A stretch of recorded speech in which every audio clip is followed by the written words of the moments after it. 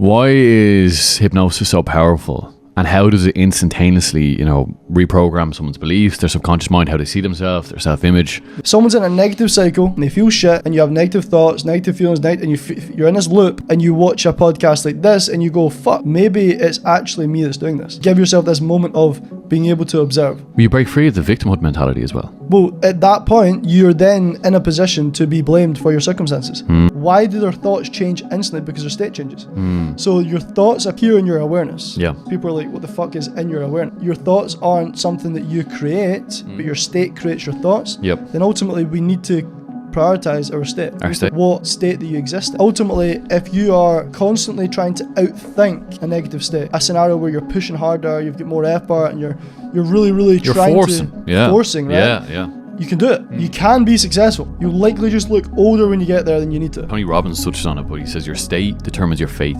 We are just essentially a nervous system that is receiving and experiencing life. Well, that's how we unconsciously perceive reality. That hypnosis, that relaxed state of focused awareness, that's what then allows you to access the subconscious. A book that I would recommend everyone to read is The Secret Language of Feelings. So ultimately how the law of attraction would operate and work is you are operating on a certain frequency, vibration. Whatever vibration that you're operating on, you will attract into your life whatever aligns with that vibration. Like you said, you're working with Marcel now. Marcel Klein, one of the biggest hypnosis coaches in the entire world, probably the best. I had a really intense negative emotional experience in high school and college. Yeah. Where like you get asked to read something out, comes round the table, anxiety, fucking sweaty, right? So in the session with my mentor, he used MER. In that time, I didn't know what MER was. Yeah. But that's what he done. And very, very simply what he done was, he got me to replay it, right, to trigger the negative feeling. And that comes up. So you relive the experience. It needs to come up. And that's the most fascinating part, is that you relive how you once experienced it before. People will shake viscerally, somatically you're going to feel it in your body. Bro, like I've had clients. It is incredible though. I did call it recalling past traumatic events. But it, like you said, it's MER. You're literally getting people to release it as they feel it. Traumatic events and how they kind of rule people emotionally and mentally. I think everyone on the entire planet that has lived and is living now has, to some extent, been traumatized by some event that's happened in their life. This episode is proudly sponsored by Graft Coffee in Dean's Grange. If you're looking to upgrade your coffee experience, Graft is a specialty coffee shop serving some of Europe's most exquisite coffees right to their cafe. What makes Graft different is that they're owner operated, led by Tom, Ross and Jamie. That's a rarity these days. You can genuinely feel the passion, the care and the attention to detail that they bring into their business each and every day. So whether you're grabbing your morning coffee, catching up with a friend or looking for your new favorite coffee shop, make sure to check out Graft Coffee in Dean's Grange. You won't be disappointed. And if you're looking for more info, check out their Instagram page. The link is below. Now let's get into the episode.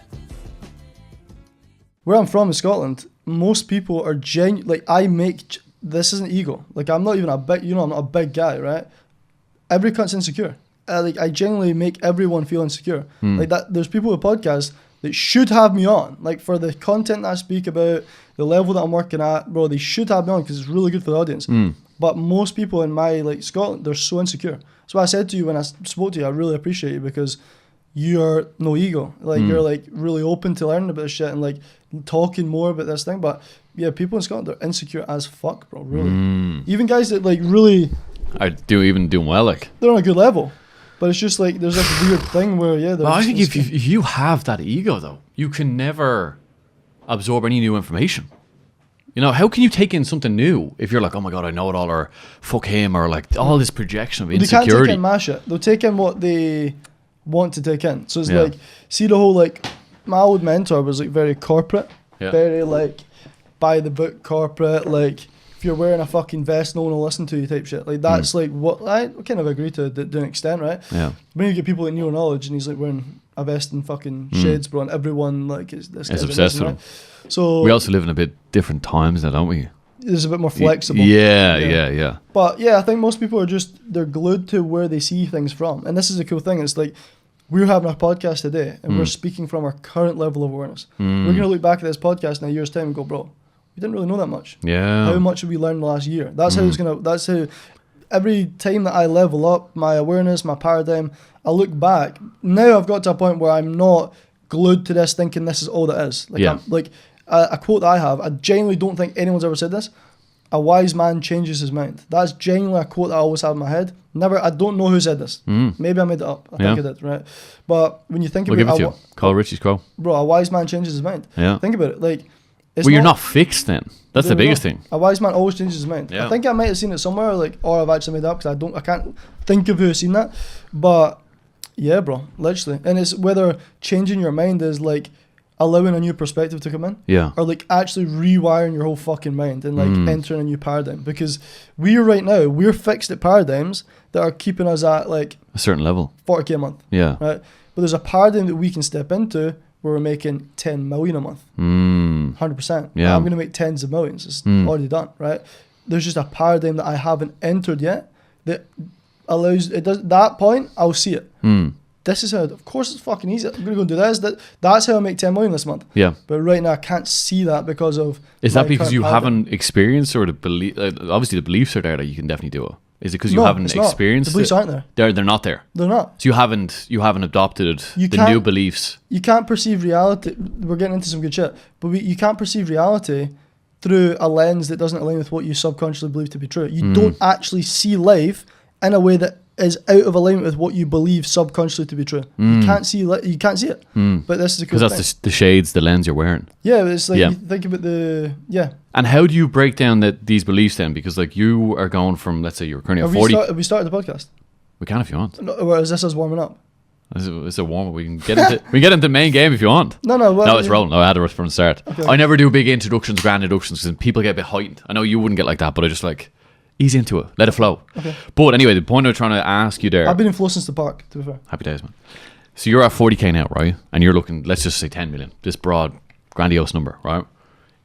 Is the reason you haven't adopted the beliefs is because you haven't been around anyone that can, help you develop them beliefs? Like you said, you're working with Marcel now. Marcel Klein, one of the biggest hypnosis coaches in the entire world. Probably the best. Probably the most profitable. The most profitable, probably the best as well. And you're obviously getting mentored by him now. Does that break down beliefs that you have at your current stage to get you to where you want to go? 100%. Yeah, okay. 100%. And do you find then the influence of having someone that's walk the walk and talk the talk at this stage, that just gives you this kind of elevation of, okay, this is how I get there now? It's just advice. Like, what are you really adopting or taking from him that's changing your own beliefs? Well, think about it, right? What really changes your belief is reference experience.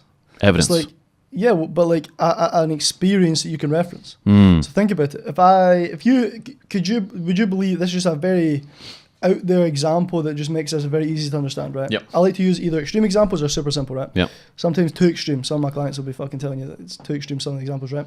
But if I told you I could fly right now, like actually like take off and start flying about the room or fly outside, right? Would you believe me? No. If we went outside and I started to fly around the fucking sky, would you believe me? Of course. What's the difference? There's a reference experience as to this thing is true. So a cool thing that you can use with clients, and obviously I know you do this, like subconscious work and visualization and these kind of things, where you can create these reference experiences so emotional and so vivid and so intense that your subconscious thinks it's true and real. So you start to update your paradigm as to what you subconsciously believe to be possible, true, available to you. Yeah. Right? So this is where like you don't even need to physically make 100k a month, but you can experience it internally, and that's going to update your internal belief system. It's going to rewire your nervous system to start feeling familiar with that reality. Yeah. And then I wouldn't say automatically there's things that need to be put in place. Like if you don't have a functioning business right now that can go there, if you don't have a vehicle to hit 100k, it's going to be harder to see opportunities, right? Of course, yeah. Practical, but ultimately if you are internally rewiring yourself to align with that, you're going to start to then see ideas that align with that, right? Yes, yeah. Because ultimately the state that you're in will dictate the thoughts that you have. Like our brain we're not the thinker of thoughts. We just receive them. Like part of our brain's job is to receive. It receives information, right? Whether it's from the world around us or it's from thought. Who's then creating them thoughts, do you think? So we're receiving thoughts. We're not necessarily creating them. There's questions that you can ask that just make you confused and further away from what's actually practically useful to know. I mean, so just like I was going down a spiritual rabbit hole there. Just that's what I'm saying. That's what I'm saying. Yeah. So you can see like where do the thoughts come from, right? Ultimately, are the thoughts ours? Right? Well, I wouldn't say. I'd say a really practical way to look at it is our brain's a receiver, and we're not the thinker of thoughts. Like, you do not control the first thought that pops in to your head. You don't. Just pops up. What controls that is the state that you exist in. Everyone's experienced this, right? When you feel negative, you're sad, you're angry, every single thought in your head is, this is bad, this isn't going to work, this is fucked, I'm angry, I hate this person, whatever it is, right? But you have, imagine someone's in that negative state and they're stressed about money, and I come to them with $1 million, state change, instantly. What are they going to start to think about? Things are okay now, I'm actually grateful for that. Like, why do their thoughts change instantly? Because their state changes. So your thoughts appear in your mind, like they appear in your awareness, right? And this is for some people, they don't even have awareness. They don't even really know what that means, right? So we can break these concepts down, because when I say they appear in your awareness, people are like, what the fuck is in your awareness, right? And there's a way I can help people that are watching this experience being the awareness, right? It's very easy to do. But ultimately, if you know that your thoughts aren't something that you create, but your state creates your thoughts, then ultimately we need to prioritize our state. We need to prioritize what state that you exist in, right?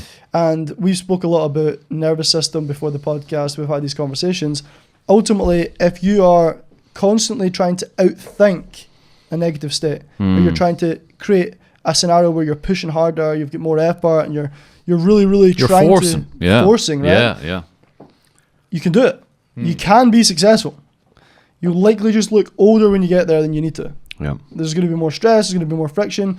If we can figure out, right, a way to get into the right state and not have this friction, this push, these constant negative thoughts that are fucking fighting against us, things are going to be a lot easier. Guaranteed. And Tony Robbins touched on it, but he says your state determines your fate. Like, if you can get in the right state. It's a very good way to think about it. Oh, it's brilliant, man. And you touched on, obviously, nervous system regulation, which is something I'm so passionate about, because when you strip it all back, like we were talking about earlier, Colin, we are just essentially a nervous system that is receiving and experiencing life. Well, that's how we unconsciously perceive reality. Yeah, and people are so dysregulated, or they have no insight that we are even a nervous system that's got this fascinating brain on top of it. It's because they don't have the awareness. Yeah. So, like, a very quick way that... And awareness is a superpower. It is. It genuinely is a modern day, this is a superpower. Being able to notice, because when you break down awareness, what is awareness like? It's to notice. It's just to notice your thoughts, notice your actions, notice your behaviors, notice how you are. But my God, when you tap into it, it's like fucking you can create yourself in this magical way of how you want to be, and then you tap in to what's written on your arm. Authenticity. Beautiful, man. Expressing yourself in a very divine way of being. The whole of society, suppressed. Don't understand awareness. Can't regulate themselves. Don't have emotional control of who they are. Can't tap into their divinity, which is to transcend all limitation and just be in a flow of life. Expressiveness. It's a beautiful thing, man. Yeah. Well, the ability to notice. I use the word observe. Observe, yeah. Everyone uses this as well. But when you can observe, you get to choose, ultimately. And that's the choice, whether you're religious or not. I believe to some degree we have free will. To some degree, right? Obviously, that's a rabbit hole we're probably not going to go into. Is like, does free will right now, exist? you could pick up that new tonic, or you couldn't. That would be free will, right? If you have this choice, but if you don't have the awareness, there's no choice. So what I think is really important to reinforce is when people aren't aware, I generally don't blame people that aren't aware. I don't.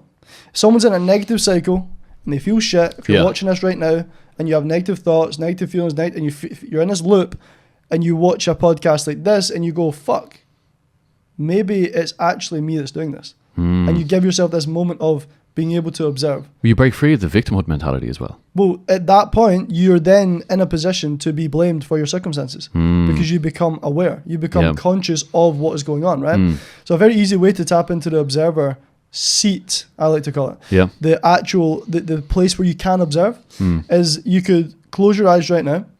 And you can even do it right now. You can even genuinely do this right now. So close your eyes. And I want you to just see a box in your mind. And I want you to notice the size of the box, the angle you can see the box from, the texture of the box. And you can see the box in your mind right now. I can. Right? If you can open your eyes, where was the box? Box was in front of me, wooden, and I was seeing it from a 3D lens. But where was it though? In my mind. Right? It was in my imagination. In your awareness. Yeah, in my awareness. You could see it. It's the same place that you can notice thoughts. And like that's the same position you're in when you can observe things, right? Yeah. You didn't feel bad about the box. You didn't like you weren't absorbed by the box, you didn't get consumed by the box. Just neutral. You just noticed it. You just observed it. That's what you can do with thoughts that come in. Yeah, and I think we're very fortunate to have awareness. And this is not some like high and mighty, me saying this, because I do believe we're going to touch on the traumatic events and how they kind of rule people emotionally and mentally. I think everyone on the entire planet that has lived and is living now has, to some extent, been traumatized by some event that's happened in their life. And a traumatic event is just a very intense negative experience that elicited the emotion of fear, grief, anger, hostility, and some situations 10 times worse. Some people have seen murder, and some people have been, like, God forbid, been raped, Very, very severe experiences. But for some reason, I think your nervous system has to go through it. It's like a rite of passage to experience this very deeply, like I said, negatively intense experience. And that traps people. And what I mean when I say it traps people, you more or less have 3 departments of your own mind. You have the unconscious part, you've got the subconscious part, and you've got the conscious part. Conscious part is awareness, thinking ability. I'm here right now, I'm thinking about what I'm saying. Unconscious, patterns over and over again, just repetition.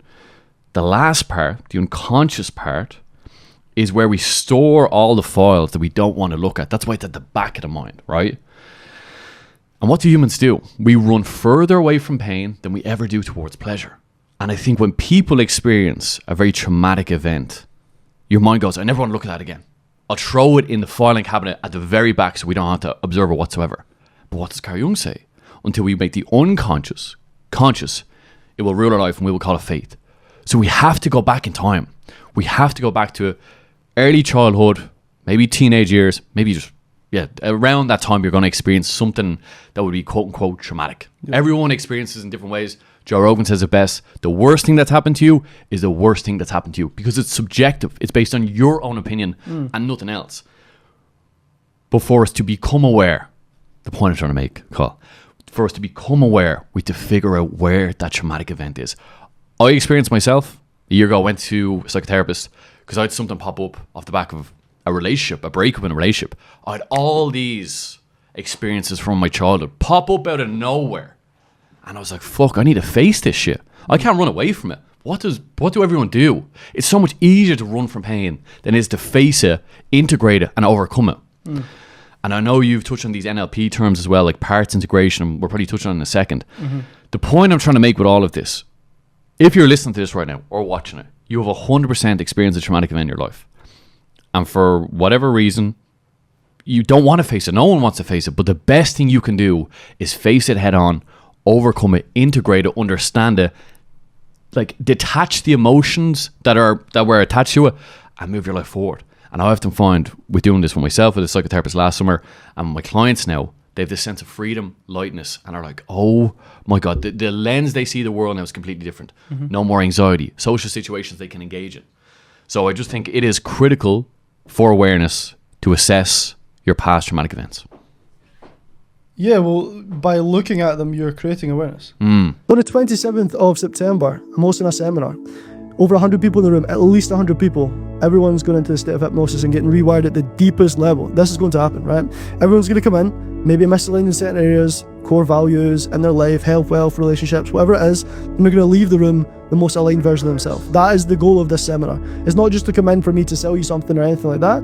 It's for you to actually come in and realign your fucking whole life and get rewired at the deepest level, and also meet, hundreds of other people that are into this shit. Anyone in that room is going to be a good motherfucker, bro, like a really good person, because I am that kind of person. I'm really authentic, really transparent. No one in the room's going to be sitting there kind of awkward. Everyone's going to be a fucking legend in the room. So I'll see you on the 27th. Click the link below to book your ticket. What you've just said there is you're prompting people to create awareness. You're prompting people to ask the question, right? But the thing that I think wouldn't work there in some instances is, right, people would then go away and they would try to logically understand what happened to them and relate that to today. And that's where people get stuck, because it's not logical. It's not logical at all. Like, there's going to be an event that happened to you. Like, for you, maybe it was easy because it was a relationship event, or like something happened in a relationship and then something bad happened in a relationship today. And then that prompted you to notice, oh, I've had this thing with relationships my whole life. Maybe it's with your mom or your gran or whatever, right? But some people, a lot of people, pretty much everyone, because anyone I work with, they don't have a logical thing they can tie it back to. They don't have a, like, I'm scared at speaking on a stage today. When I spoke on a stage when I was 8, this thing went wrong. Like, a lot of people don't have that logical, direct line to draw to understand why today they feel the way they do. Yep. So that's a good start, 100%. But I think if people just go with that, like go and face it, most people get stuck because they don't actually really understand what it is that triggered it. Because it's never going to be logical. You're never going to be able to go, oh, that makes sense. It never makes fucking sense. What's a better starting point then? Well, a better starting point, well, I wouldn't say better starting point because it's a very good starting point. But it's just understanding that, for example, imagine today, like, tell me a resistance that you've had. Do you want to, like, maybe like today understand resistance in life? Could be with posting content, business, something, whatever you've had. I get it sometimes, even though I do post a lot of content. But yeah, sometimes around posting content or even just face the camera stuff, there's a small bit of resistance there. Now, sometimes I'll overcome it, but there is still resistance there. So a good place to start is like, well, if you have that resistance today, perfect. We can understand that it is around shooting content sometimes, right? Well, how does it feel? When you have that resistance, how does it feel? You're going to experience it somewhere in your body. I would say center my body experience kind of like a pulling sensation, let's call it. Okay, like pulling, like a dip in your belly or something. Heaviness in your stomach. Heaviness, discomfort, yeah. Cool. So ultimately, we have just located today's resistance, like the logical thing that we can point at as to this thing, because it will happen in other areas, right? But we're just honing in on you when you post content sometimes, or go to post it or go to record it, you get this feeling in your stomach, right? Well, that's information. That feeling is information that we can understand. We can start to then ask questions to go back. That's where I would start. Yeah. Is understanding where you feel that today and when it happens. That is a great point. Because what I've witnessed as well, working with clients, is when you dive into, you know, episodes from their past, in current day, they experience, let's say, social anxiety, a fear around approaching people. Okay, where's that come from? Would you want to find out yours right now? In regards to this? Yeah, we'll do it with you right now. Go for it, yeah. May as well. So I actually think I've linked already, but go for it. Ask me a question. Cool. So that feeling, right? Ultimately, what are you, see when you go to post content, right? What happens when you go to post content? When I post the camera content, there's a bit of inertia, there's a bit of like tension, there's a bit of like... Cool, but when you post the content... When I post it. Right, so what could that... I kind of just feel like, oh, it's gone. So it's just taken off my plate. Perfect. But when you post content, what are you exposing yourself to? You become vulnerable to people's opinions. So for you, that's what it is. Yeah. So you put yourself in a position where you could be judged. Exactly, yeah, cool. Yeah. And ultimately, let me ask you this. Would you mind if someone judged you positively and said, that was the best content I've ever heard? Would that make you feel bad? No, it wouldn't make me feel bad, no. What if someone sends it into their group? You might consciously not care, but if people are like, that's the worst thing I've ever seen, what a fucking joke, why is he even saying that? Automatic response is, I don't give a shit. Because consciously you've built up this resilience, right? Exactly. But subconsciously, there's a part of you that likely gives a fuck. Somewhat so. So ultimately, and it's hard to admit because you don't consciously aim this. And it's not logical because today you're confident. And who would want to admit it either? No one wants to admit it. This is the thing. This is why we're doing this live. It's quite cool. So ultimately, right, cool. So you open yourself up to being judged, right? It doesn't bother people judge you positively, but there's a part of you that gets a little bit bothered by being judged negatively, right? Well, if someone judges you negatively, what are they not giving you? Approval, praise. Approval, right? Yeah. So ultimately, there's a part of you, we're already understanding, that by you posting content, you're opening yourself up to judgment. You might be rejected, they might judge you negatively, and you might lose approval. So part of you doesn't want to lose approval, right? So I would ask you, when is the earliest, most intense memory you can remember having that feeling? And it will be somewhat related to being rejected. Man, I can pinpoint it right now as the words came out of your mouth. When I was like 8 years old, I was doing speech and drama. Right. And had to stand on stage and recite a poem in front of a crowd, I think, of like 200, 300 people. Like the room was fucking jammed with people, man. Yep. And I remember going into it just being like fear-struck. Like I was like, this is crazy. And I fumbled my words. Actually, there's a more intense one. This is a bit older now. But that was around 8 years old. Fumbled my words. I just got the poem out and then I ran off stage. And it's so funny, man, because I spoke on stage for the first time this year. Yep. And at the end of it, I rushed to get off the stage.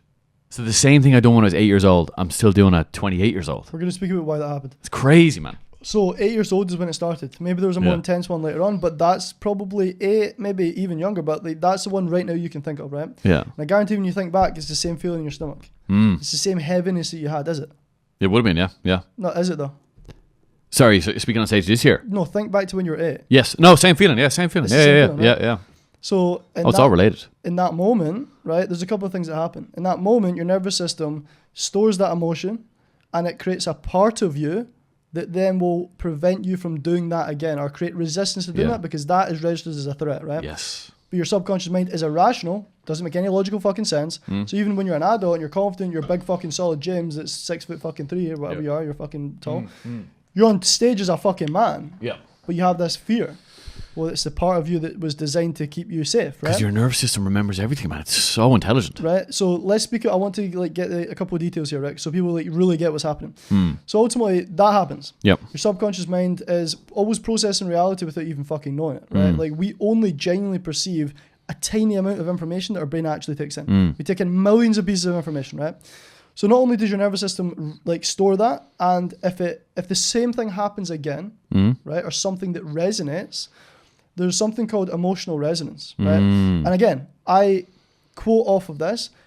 This is when emotional resonance is when a threat from the past shows up in the present, right? And it's not a logical threat; it's irrational. This is what we're saying, right? Yep. So it's not a real threat. You're not in danger, but your nervous system, subconscious mind, it perceives it as a threat. So a thing called emotional resonance happens. Emotional resonance, you can think of a positive one where you hear a song and it reminds you of all the positive memories. That's emotional resonance. Yep. But right now we're applying it to that negative feeling that you've got about speaking on stage or like being seen when you're posting content, right? Yep. So you think about that, emotional resonance happens it happens unconsciously. You perceive reality in different ways, but there's a way that you do perceive reality, and that's unconsciously. You don't even know you're doing this, right? So you will unconsciously perceive reality as the same thing that happened before. And there's then an unconscious response physiologically where your state will change. So there's a part of your brain called the thalamus. And again, I don't say smart words to sound fucking smart. Like, no, he understands this. The people and we've had calls before. Yeah, you get this. Right? You get this. I just like people to know that there's parts of your brain doing this shit, right? Yeah. It's just practical. So there's a part of your brain called the thalamus that will relay information that you interpret in reality, right? And in your life. So there's two kind of pathways and ways that it goes to, right?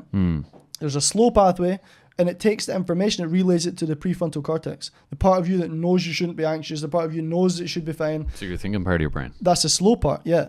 But there's also a fast part. If a threat shows up, it will direct that information to the amygdala. And part of the amygdala's job is to detect threat. And when it detects threat, it will trigger it will send a threat response to the hypothalamus. Yeah. The hypothalamus will switch on the sympathetic nervous system, cortisol, adrenaline dumps into your blood, and your state changes. Yeah. This happens in 40 milliseconds.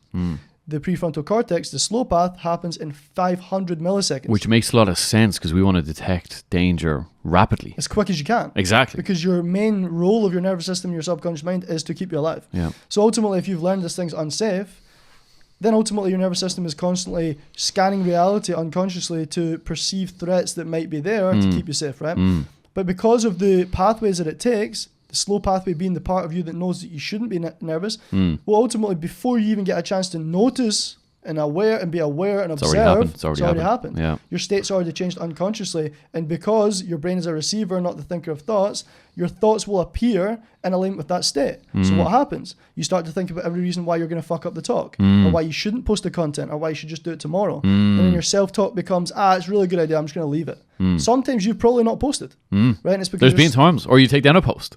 There we go. Because your self-talk is, just take it down. Or your self-talk is, I'll do it tomorrow. And then your decision that you make is based on that self-talk. But it all ties back to that emotional resonance of that stored behavior, that stored pattern that you've had, right? Yeah. You can use the word pattern or parts. A part of you is compartmentalized to keep you safe. Yeah. But there's a pattern created. It's the same thing. But ultimately, that pattern or part of you is being triggered unconsciously, and that's what's holding you back. Yeah. Perfect. So what do we then do? And I want to actually reinforce as well. We can go into like the different ways that your brain will then perceive reality and how your brain filters reality based on the beliefs that you have. But ultimately, we can speak about it after this. But ultimately, what you then do, if James is one of my clients, right?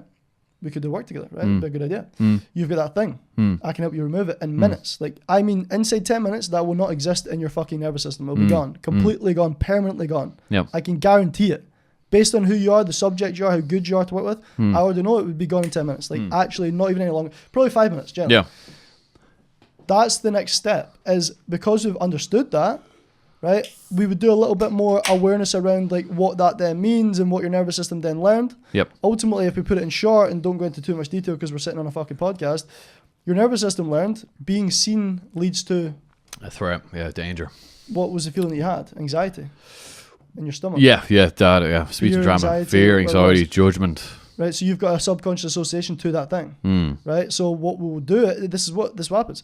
Your brain then learns this thing isn't safe. That's what happens. Well, there's a thing called memory reconsolidation, right, that we spoke about, where you can unlearn. It's the process of your brain unlearning this. We're not going to go too technical, but there's so much empirical evidence supporting memory reconsolidation. Yeah. Probably the most supported psychotherapy technique there is out there, modern day, right? Yep. Is memory reconsolidation. And essentially what you're doing is simply, as you're going back to that memory, right, you're triggering the response that was there, and you're providing information that contradicts what you learned. You're creating a prediction error. And when you create this prediction error, your brain then goes, wait, that thing isn't actually the truth. It doesn't need to be the way that I'm wired. So you take away the negative elements of it. Well, you unlearn it. Unlearn it. Yeah. Okay. You go back to when you learned it and you unlearn it through this process of memory reconsolidation. So it no longer has the negative attachment. That's, again, there's different ways to word it. Yeah. So don't get too caught up in the exact fucking wording of it, right? But essentially what you're doing is your brain is unlearning it, right? So imagine, for example, every single time that you go out into a shopping centre, just something that popped up, and you feel anxiety. Well, imagine you go out and you're feeling anxiety and then realise, fucking hell, I'm actually safe. That's like practical, like physically that happening, right? That's kind of what your brain's doing in this memory. It's like you're going back to this memory that was so fucked and intense and horrible, and realizing that you actually could have felt okay as well. Yeah. Like you unlearn, you create a prediction error. And that prediction, because this is another thing. Your brain just predicts reality, right? We don't observe reality, we predict it and observe the prediction. That's what happens, right? And this is what I was going to go into, because ultimately everyone thinks that what they see with their eyes is actually the truth and actually all there is. It's not, right? And we're not even talking about metaphysics. Yeah. Your whole life in reality is genuinely a hallucination. It's a projection of what you hold subconsciously to be true. Fucking is. Yep. Me and you could be looking at a bumblebee, you see honey, your mouth starts to water, and I see, if that stings me, I die. Anaphylactic shock, yeah. That's a different reality, right? And what's happened, it essentially is a controlled hallucination. Like, this is what our brain's doing, is projecting our perception into reality, and that's what we experience. So until we understand, if you didn't understand that you have this pattern in your nervous system and a belief, which we can talk about, because this is why you filter reality the way you do, is because you hold these beliefs subconsciously to be true, right? A belief is nothing but something that you've decided is the truth. That's what a belief is, right? Obviously, it comes when you have like a negative emotional experience. You tend to like solidify this thing to be certain, because our brain seeks certainty. Like we like to go, that must mean that, and then we glue ourselves to that belief because it's better to believe something than not, right? But ultimately, a belief is just something that you've decided to be the truth. That's all it is, right? Your truth. Your truth, right? And it's your truth is not the truth. Yeah. It's one half of the truth. You've got a book, The Kabbalion, sitting about here, right? Yeah. It speaks about the law of polarity. Again, this is rabbit holes. But you go into this, it's like the law of polarity. All truths are but half truths. Right? How is something good to you and bad to someone else? Based on what you believe. Yeah. What you believe to be true. Yeah. 10K a month for you might be good. 10K a month for me, I've fucked it. If I make 10K next month, I've actually fucked it. Something really bad's happened in my business, right? But for some people, they're at 1K and 10K is ridiculous. Like, I've got some clients in my group coaching that their goal is 10K. Yeah. And they think they're going to be happy for the rest of their life making 10K. If I made, again, it's not even ego, because I literally do work with Marcel, he makes millions, right? Yeah.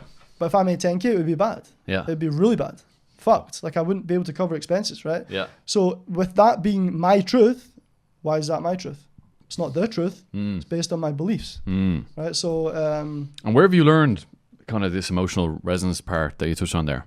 Really, really good. A book that I would recommend everyone to read is The Secret Language of Feelings Ooh. by The Secret Language of Feelings by I should have brought you that to just give you. I should have, because I brought you the Kabbalion, but you've already got it. Yeah. By a guy called, what's his name? He's a hypnotherapist. It's not Milton. No. Secret Language of Feelings by. You'll be able to do it if you Google the book. You'll be able to see who it's read by. Who the fuck? Oh, and we get on that back there.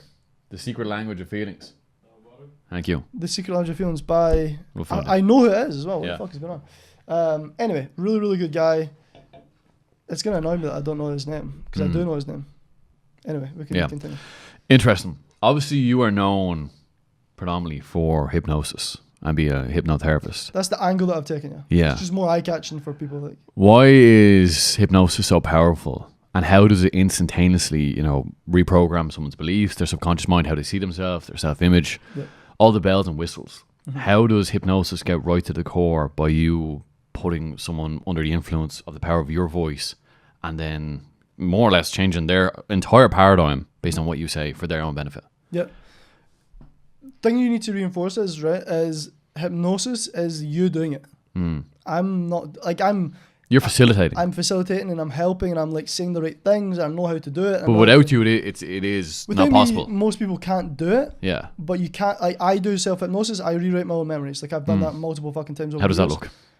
Let's speak a bit more about hypnosis first before we talk about self-hypnosis, right? Self-hypnosis is literally just, and simply getting into a relaxed state, subliminal going messages. back to like the way I would do it personally is get into a really meditative state, like literally like I'm very, very skilled at meditation because I've done it for fucking years, right? Yeah. But this sounds a bit ridiculous saying I'm skilled at meditation, but you actually do get good at it. It's like something. So it's like anything in life. It's like fucking really good. Yeah. So if I'm doing a self-hypnosis, which I've done before, get into a really relaxed state and you notice yourself nearly falling asleep. That's the window. Like when you notice yourself you're about to fall asleep, I would access a negative memory. For example, there was one on the train when I was younger, and there was this guy that used to try and bully me and my brother, right? And that actually, in some ways, still had resonance to guys that had authority to me and how it made me feel. And ultimately, what I done was get into that state where you're like nearly sleeping in that really relaxed state, and I brought back that memory, and I seen myself today in the memory protecting my younger self and like holding that guy on the seat and telling him to fucking don't go near him. And then I turn around to my younger self and he's sitting there confident, feeling good. And now when I remember that memory, there's no emotional resonance to that negative experience because I see myself today holding that guy on the fucking seat and my younger self feeling good. You've rewrote the past. That's age regression. So that's going back into the memory. What's it called, sorry? Age regression. Age regression. So that's another hypnotic technique. And can you tell me the name of the hypnotherapist? Because I want to reference him. He's a fucking legend. Yeah, was it? Calvin Banyan. Yeah. Calvin Banyan, yeah. So he says that age regression is like giving your younger self the hindsight of you today. Like you're giving awareness to that younger self from who you are today. And that's kind of what you are doing, right? It's part of the kind of memory reconsolidation, age regression, the somatic process and everything that I do. Like I put all these techniques together in my sessions, like for hypnosis, right? But let's go back to the question that you asked is like, what was the question you said? Like, what is hypnosis and how does it actually facilitate? How does it just get straight to the pinpoint of someone's mind? Okay, well, you can talk. So Calvin Banyan does say like the conscious, the unconscious, the subconscious. The unconscious is like the part of you that keeps your heart beating when you're sleeping. The subconscious is where you store all the memories and ideas and information. Right? Cool.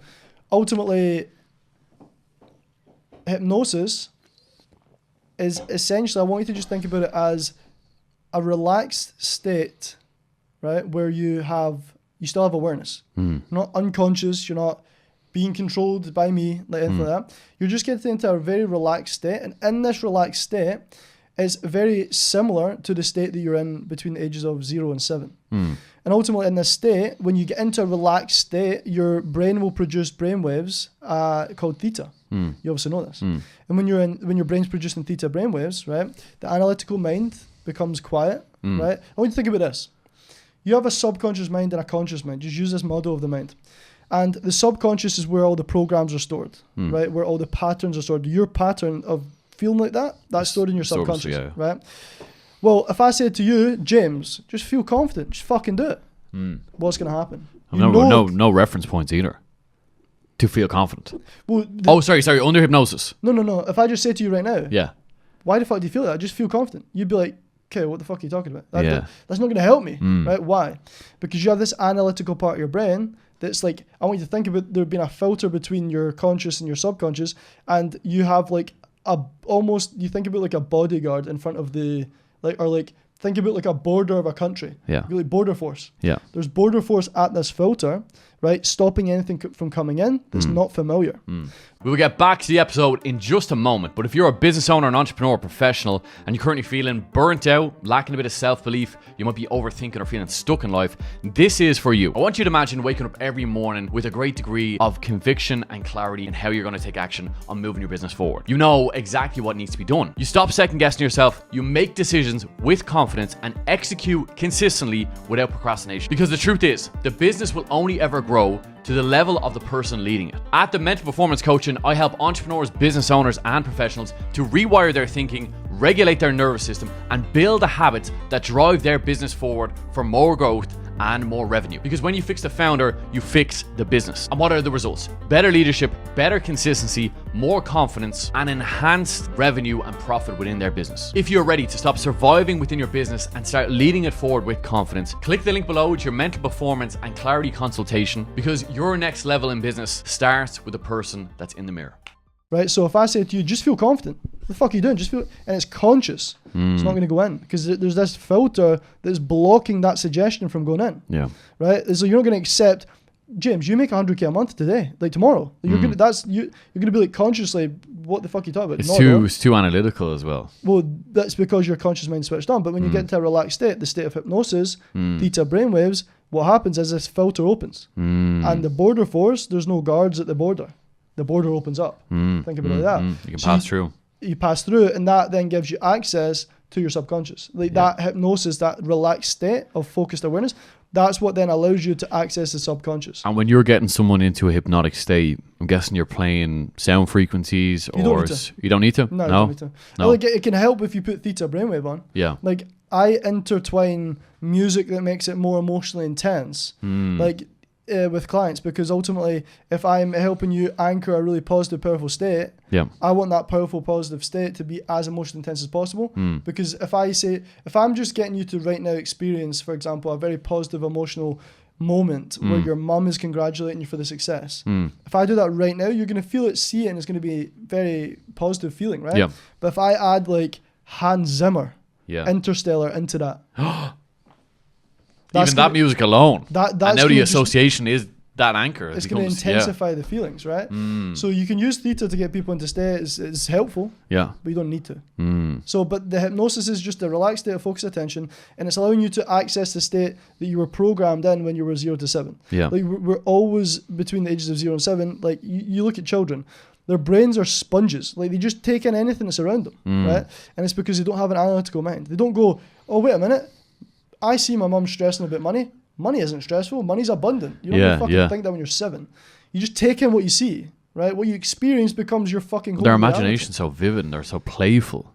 We lose this the older we get.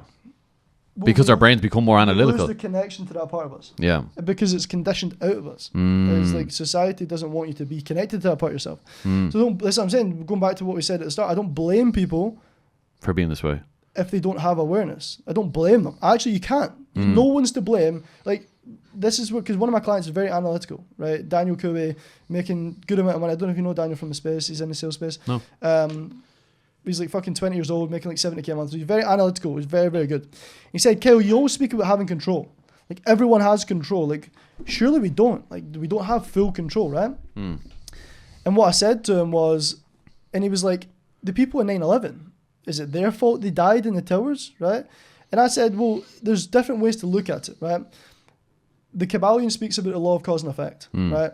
And it speaks about the causal chain of events that happen to put you where you are right now.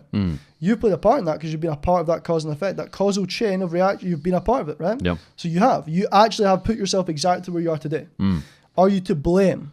Not if you're not aware. I don't believe you're to blame if you're not aware, right? So if you weren't aware that there was going to be a plane crashing into the tower, you're not to blame because you were there. But you were there, and it was literally you that put you there. So you're not to blame because you didn't have the awareness that you were going to get blown up. It just happened. And then 9/11 towers, right? Yeah. But you are the cause of that. You are. You're the cause of being there in that moment and that thing happened. Yeah. You're not the cause of the plane crashing, but you're the cause of your experience. Yeah. And this is the thing. And what can we do? We can gain more control and more influence over the experience that we have if we have more awareness. This is the thing. Like if, for example, someone that worked, this is a bit of a like example that we're going to with the 9/11, right? Yep. But if someone was to know, right, and somehow have intelligence of Al Qaeda and the fact that the plane was going to get blown up that day, right? Imagine they were able to know that somehow. They wouldn't have went to the work that day. Exactly. Yeah. Because they had what? Awareness. So if they had awareness that the plane was going to get crashed into the towers and they still went, they would then they would be blamed for going because it would be stupid to go because they had the awareness. But you can't blame people for being in that tower because they just went to work. It was a normal day. Yeah. Yeah. Right? Yeah. But did they play a part in being there? Yes, they actually did because they woke up, they got dressed, they went to work. Yeah. So they did put themselves there. Well, you play a part by just being alive. Just by being, bro. Yeah, Like, we're the cause, and who we're being is the cause, and our experience of reality is the effect. Yes. Law of cause and effect. Law of cause and effect. We definitely will come back to the Kabbalion Yep. in a second. I am fascinated with hypnosis. And just to go a layer, Yes, layer deeper, I know we are going to go down many different rabbit holes today, but I'd like to touch on your kind of own hypnosis because you touched on, you've met up with Marcel Klein. Is that how you pronounce his name? Yep. #1 hypnotist in the world, hypnotizes people like Jake Paul. Right? Can you talk us through your experience of these events that you've gone to and what he's done for you? Because I think the one thing I'm picking up right away as you touch on getting into a hypnotic state for yourself, anyway, the example you described there where you're on the train and you know you had this guy who's trying to bully you and your brother. Why do you have to go back to a traumatic event as you get into a hypnotic state? Is there any particular reason, or does that always have to be the case? Does it make something more intense with the whole experience when you bring up a past event like that, the one that you described? Well, the reason why you would do it is because, well, what we spoke about. Like you said, today I've got resistance. This is the thing that people like say to me all the time. Kyle, fucking let's do some hypnosis. I'm like, right, well, cool. What's the resistance that you've got today? Don't have any. What are we doing then? Like, So you have to identify the resistance first. I don't do this just for fun. Yeah. Like, bro, we could do some, like, you can do stage hypnosis and you can make people like stick their hands together. I've not went deep into stage hypnosis. I've not really I wouldn't say I'm the high skill at it, right? Yeah. I could put you in a state where your arms you can't raise your arms. Yep. Right, and you get catalepsy, you can't move your arms. Get you really deep. We can do that, right? It's cool, it's fun. Yeah. But I don't really use it like that, right? So if someone says to me, let's do hypnosis, cool, we could do hypnosis. Could stick you to the chair, you can't stand up, you can't feel your legs, cool. That's sick, right? It's amazing. It's really, really fun and interesting, but it doesn't help anyone actually create a permanent transformation. So when you're saying why do you go back to the event? Like, why is that necessary? Well, the reason why we would be is because you're saying, Kyle, I've got anxiety today. Or, for a lot of successful guys, they don't have bad anxiety. Like, they've went through years of personal development. Maybe they've just got a fear of losing it all, right? Or they've got resistance with taking action. Or they've got trust issues, right? Or they've not got a fulfilling relationship, whatever it is. Ultimately, imagine someone had trust issues. Well, the reason why we'd be going back to a traumatic event where someone broke their trust would be to unlearn that you can't trust anyone. Yeah. So that's the reason you go back to a negative, emotionally intense experience, is because that's the thing that's today emotionally resonating, like we spoke about. That's why you would go back to that. So you have to rewrite the resistance that you are currently feeling. Well, you use, again, it depends how you frame it. Yeah. Because you can, a technique that Marcel Klein reinforced to me was memory reconsolidation. Mental emotional release. MER. Yeah, right? yeah, you were telling me about this. MER is you essentially revisiting the experience that you had in a way where you essentially remove the emotional charge from the memory. So that, but you asked the question, why do you go back to the traumatic event, right? Yeah. It's because that's what is today emotionally resonating in you. Okay. Because without you, when you were 3 years old, didn't have resistance. Yeah. When you were 3 years old, you'd run about naked, not giving a fuck in public. Yeah. You would not care less. You couldn't care less, right? But something happened in your life that taught you to be limited, that gave you this pattern or caused you to compartmentalize a part of you that was going to move forward and keep you safe. And that's what's happening today. We come into this world whole being, And then we start to compartmentalize different parts of ourselves to keep ourselves safe. Yeah. And what this journey is, and what we're on a journey of, and like becoming your true authentic self, you're becoming whole again. Because you become fragmented through life's experience. You compartmentalize yourself, yeah. You compartmentalize different parts of yourself. Fascinating. And the reason why you go back to the traumatic event, to really finish it on the point that we've just made there, is you will have in that traumatic event created a part of you that says or decides, this thing isn't safe, I'm going to avoid it. Yeah.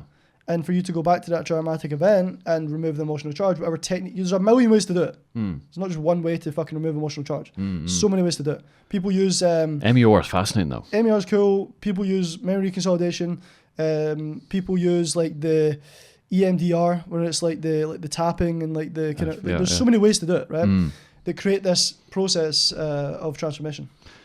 I just want to read out the definition because you're the first person I've ever came across that mentioned MER, but it is, as it says here, the mental and emotional release model that has become widely known as the most effective method. Would you call it the most effective method for creating quick, lasting change for an individual? Yeah, one of them. Yeah. One of them. The MER model was a clinically researched approach to help so many of our students release stress, anxiety, limiting beliefs, and negative emotions like fear, hurt, shame, and anger.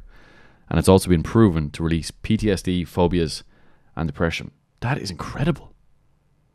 I think it's so incredible that we store all these emotions inside of us as well. No, this is so incredible as well. I could teach you to do it. Yeah. I could teach you to do it with your mum today in like minutes. None of this shit's hard. Really. Where did you learn them? Marcel Klein was the one. So the cool thing is, first time I've ever experienced MER was I done it with my mentor Gio, right? He's a hypnotherapist. I had anxiety going to networking events, sitting around a table, right? And it was like, you're going to say your name and why you're here, boom. Physiological response, emotional resonance, like we spoke about, right? I'm glad we've covered that because I can just reference that term. Yep. Emotional resonance, anxiety, sweaty hands, like didn't feel confident, right? So in that moment, what was happening? There was emotional resonance to a past experience, traumatic experience, right? Yeah. So I said to my mentor, I can't ever feel like that. Like I'm confident, I'm a good looking guy, I feel good about myself, I'm making good money, I'm successful. Why I'm never fucking... Got the six-pack. Six-pack, bicep veins. He's got the watch on the wrist, man. He's got it all, this fella. So, Cartier, no, I'm kidding. But ultimately, though, I didn't consciously align with the anxious version of me that I turned into when I was in that environment, right? I didn't consciously agree to feel like that. I was like, this doesn't make fucking sense. People at home, procrastinating, doesn't make sense. You've got the ability to do it. Why are you procrastinating? Emotional resonance to past experience. So essentially what was happening in that moment was I had a really intense negative emotional experience in high school and college. Yeah. Where like you get asked to read something out, comes round the table, anxiety, fucking sweaty, right? So in the session with my mentor, he used MER. In that time, I didn't know what MER was. Yeah. But that's what he done. And very, very simply what he done was, he got me to replay it, right, to trigger the negative feeling. And that comes up. So you relive the experience. It needs to come up. For you to change that, it needs to come up. You need to. That is so, and that's the most fascinating part, is that you relive how you once experieed it before. Like people will shake viscerally, somatically, you're going to feel it in your body. Bro, like I've had clients. It is incredible crying, though. Like my, bro, 100%. It is. It's sweating, crying, but that is what's so transformational with all this. I love the way you've termed it for me because I didn't have an exact term. I used to call it like I did call it recalling past traumatic events. But it, like you said, it's MER. You're literally getting people to release it as they feel it. But do you know what's happening, right? I'll tell you. People might not care too much about the details, but I'll tell you like what it looks like in a session quickly, right? Yeah. In a very simple, broken down way, right? Yep. You're getting someone to replay the memory, right? But you like a really good way and easy way to do it is you get them to relaxed state, hypnotic induction, whatever way you want to get them to relaxed state, and you get them to visualize being in a theater, right? You get like kind of different points in the theater because ultimately, if you get them to just relive it right now in the moment, it's harder for them to dissociate from it. They'll get very, very intensely emotional, right? So you want to, as best you can, get them to start reliving it. Yes, trigger the negative emotion, but a really cool way to do it is you get them into the theater and you get them to visualize themselves sitting in one of the rows. I'm watching it. There's a big screen down the bottom, right? Cool. But you put them into the projector room and they see themselves seeing the screen. So they're dissociated even more. Because if you get a really traumatic event, like I had my girlfriend witnessed death in front of her at 7 years old, right? I'm not going to go into details, but she had really negative fucking feelings, right? Yeah. I'd done this with her a couple of weeks ago. crying, so dramatic, so intense. Now when she thinks back to it, she can't even fucking feel anything bad, right? Essentially... That's the beauty of the integrating part. Well, that's just MER. Yeah. That's not even really integration. That's just genuinely removing the emotional charge. So you get them to replay, you get them to play it on the screen from the projector room. And you essentially are, during the session, gauging how intense it is. And you keep them in the projector room, and there'll be ways that you play it on the screen, whether it's making it black and white, whether it's playing it really fast, whether it's playing funny music over it. You're starting to dissociate the memory with what actually happened in reality, or how you perceive it at that time. Yeah. Because ultimately, when you're looking, every time you recall a memory, you reconstruct it in a way that probably didn't actually happen like that. You're always changing it slightly, right? But you get them to process it in a way where you change it in some way. You scramble it in some way, right? Use the word scramble. And you do that when they're in a projector room until the emotion gets down to 0. And then you put them in the seat. Because they're closer to the screen, it might get more intense again, right? Do the same thing. You play it back, play it, rewind it, black and white, fast, funny music over it. Whatever way you're going to dissociate that memory, while you're doing that, in that moment, they're processing the memory with no emotional charge. And while they're doing it, they're actually processing the emotional charge that they felt. And because you're dissociating it, it's essentially dissociating the trigger that they had and the emotion they had tied to that experience. And you get them into the seat, and then eventually you get them in the scene again. But by that point, they've processed a lot of the emotion, and then you're replaying the scene again, black and white, funny music, really fast, whatever it is. But you're dissociating the emotion, the trigger that they had from that memory. That they don't have the same memory. They're rewriting the memory, right? And they're removing the emotional charge from it. So there's no longer emotional resonance to that experience.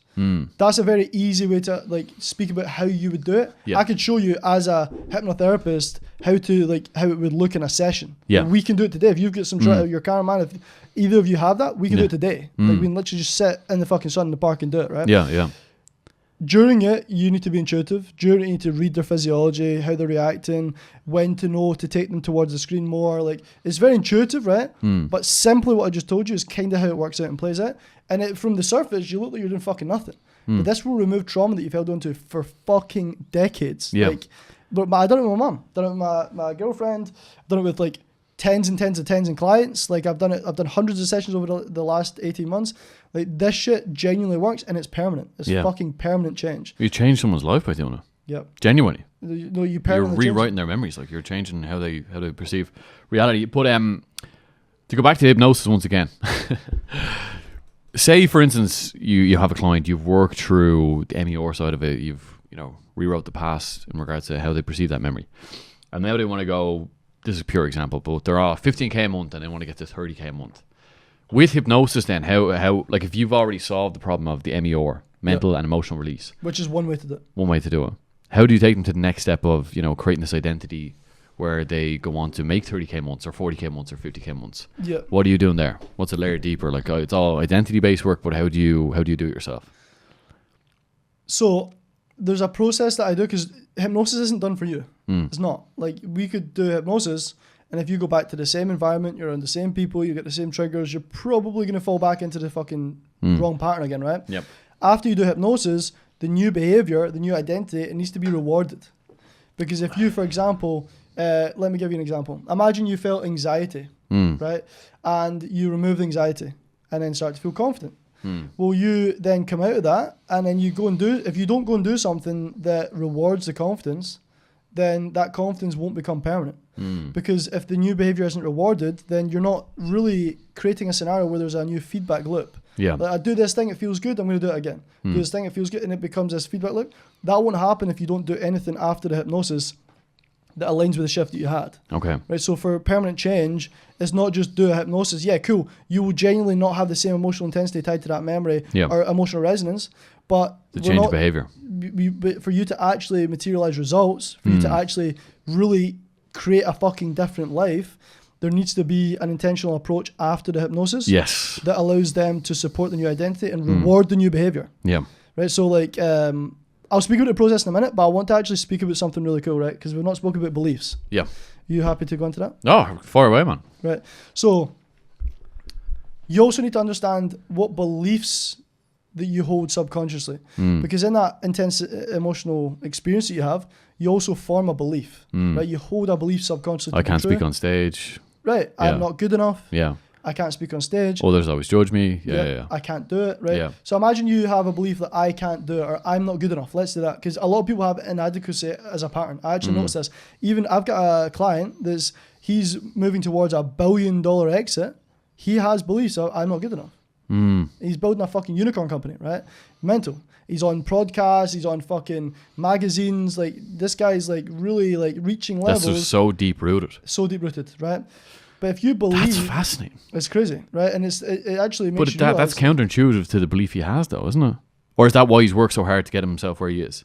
There we go. There's been a lot of friction to get there. Like, he's lived with anxiety in his chest his whole fucking life, and then again, one session in, doesn't have any. MER baby. Well, I didn't even use MER with him. Did you not? Nah, I didn't. But you can. It's like, again, it's very easy. MER. What's the different technique framework you use there? Well, MER is like, for me, it's like a kind of cop out. It's so easy that I like to be a bit more intuitive and get people into a fucking. Like, I like to do it my way. MER is just sitting getting you to replay a fucking memory. Until you don't feel it. That's what it is. It's so simple. The way that I like to do it is kind of put all the techniques that I speak about together. Like when you're using age regression, somatic processing, memory reconsolidation, I do it in a way that's very, very, it's so intuitive that I can't, like, there's no point in telling you how you I can't do it, describe it. It's just in the moment. It's who you are in the moment that I use the certain things, right? And then you need to test during the session. Is it gone? Is it not? Like, nod your head if it's blah, blah, blah. Like, there's ways that as you develop the skill of being able to do hypnosis, it's an intuitive approach every single fucking time. Okay. Someone you might use, if someone's got really traumatic, severe trauma, right? It's easier just to do MER, right? If someone's got like what my client Bernard had, I will use like the age regression and memory reconsolidation, and I'll do it in a way that is more, it's a little bit more, for people it's like more complex. Like, I'm using like multiple fucking hypnotic techniques, but it's done in a more intuitive way. Whereas MER, you're intuitive, you need to read the client, but it's like a process you're taking them through. Yeah. Whereas the intuitive way that I do it in the other aspect, it's more, like we spoke about earlier, your subconscious mind works really well with metaphors and like images, and like, so I could take you to a control room and we can delete programs. Like, but what the fuck does that mean? Right? But like, if in the moment for a client, if we're using that kind of like imagery, like I done hypnosis for a week with Siggy and Daniel, my clients in Marbella. Right. So we done a 2-day hypnosis. First day, or the full week, we're becoming consciously aware of things that are holding them back, right? And then in the 2-day hypnosis, I'm getting them into a control room to delete programs, and I'm using these different frameworks to help them rewire themselves at the deepest level, which is a little bit more intuitive. For me, it's fun. Like, I actually enjoy it. Like, it's more fun. And what are the different types of hypnosis? The hypnotic techniques. Yeah. So if I was to just list them. So you've got like somatic processing. You've got age regression. You've got this is just like actual techniques, like psychotherapy. And somatic, sorry, just to give people a bit more context that wouldn't understand that. Somatic is like the feeling of your body. Well, the feeling that James has in his stomach. Yeah. That's like the somatic signature. That's like, perfect. You can feel that. That's a somatic sensation, right? Age regression is where you go back in time. Yeah, so you're going back there, age regression, and then memory reconsolidation, which is like the core thing that your brain's doing is like unlearning what it learned. That's memory reconsolidation. That's the main ones, right? Obviously, you're using like inductions, you're using fucking.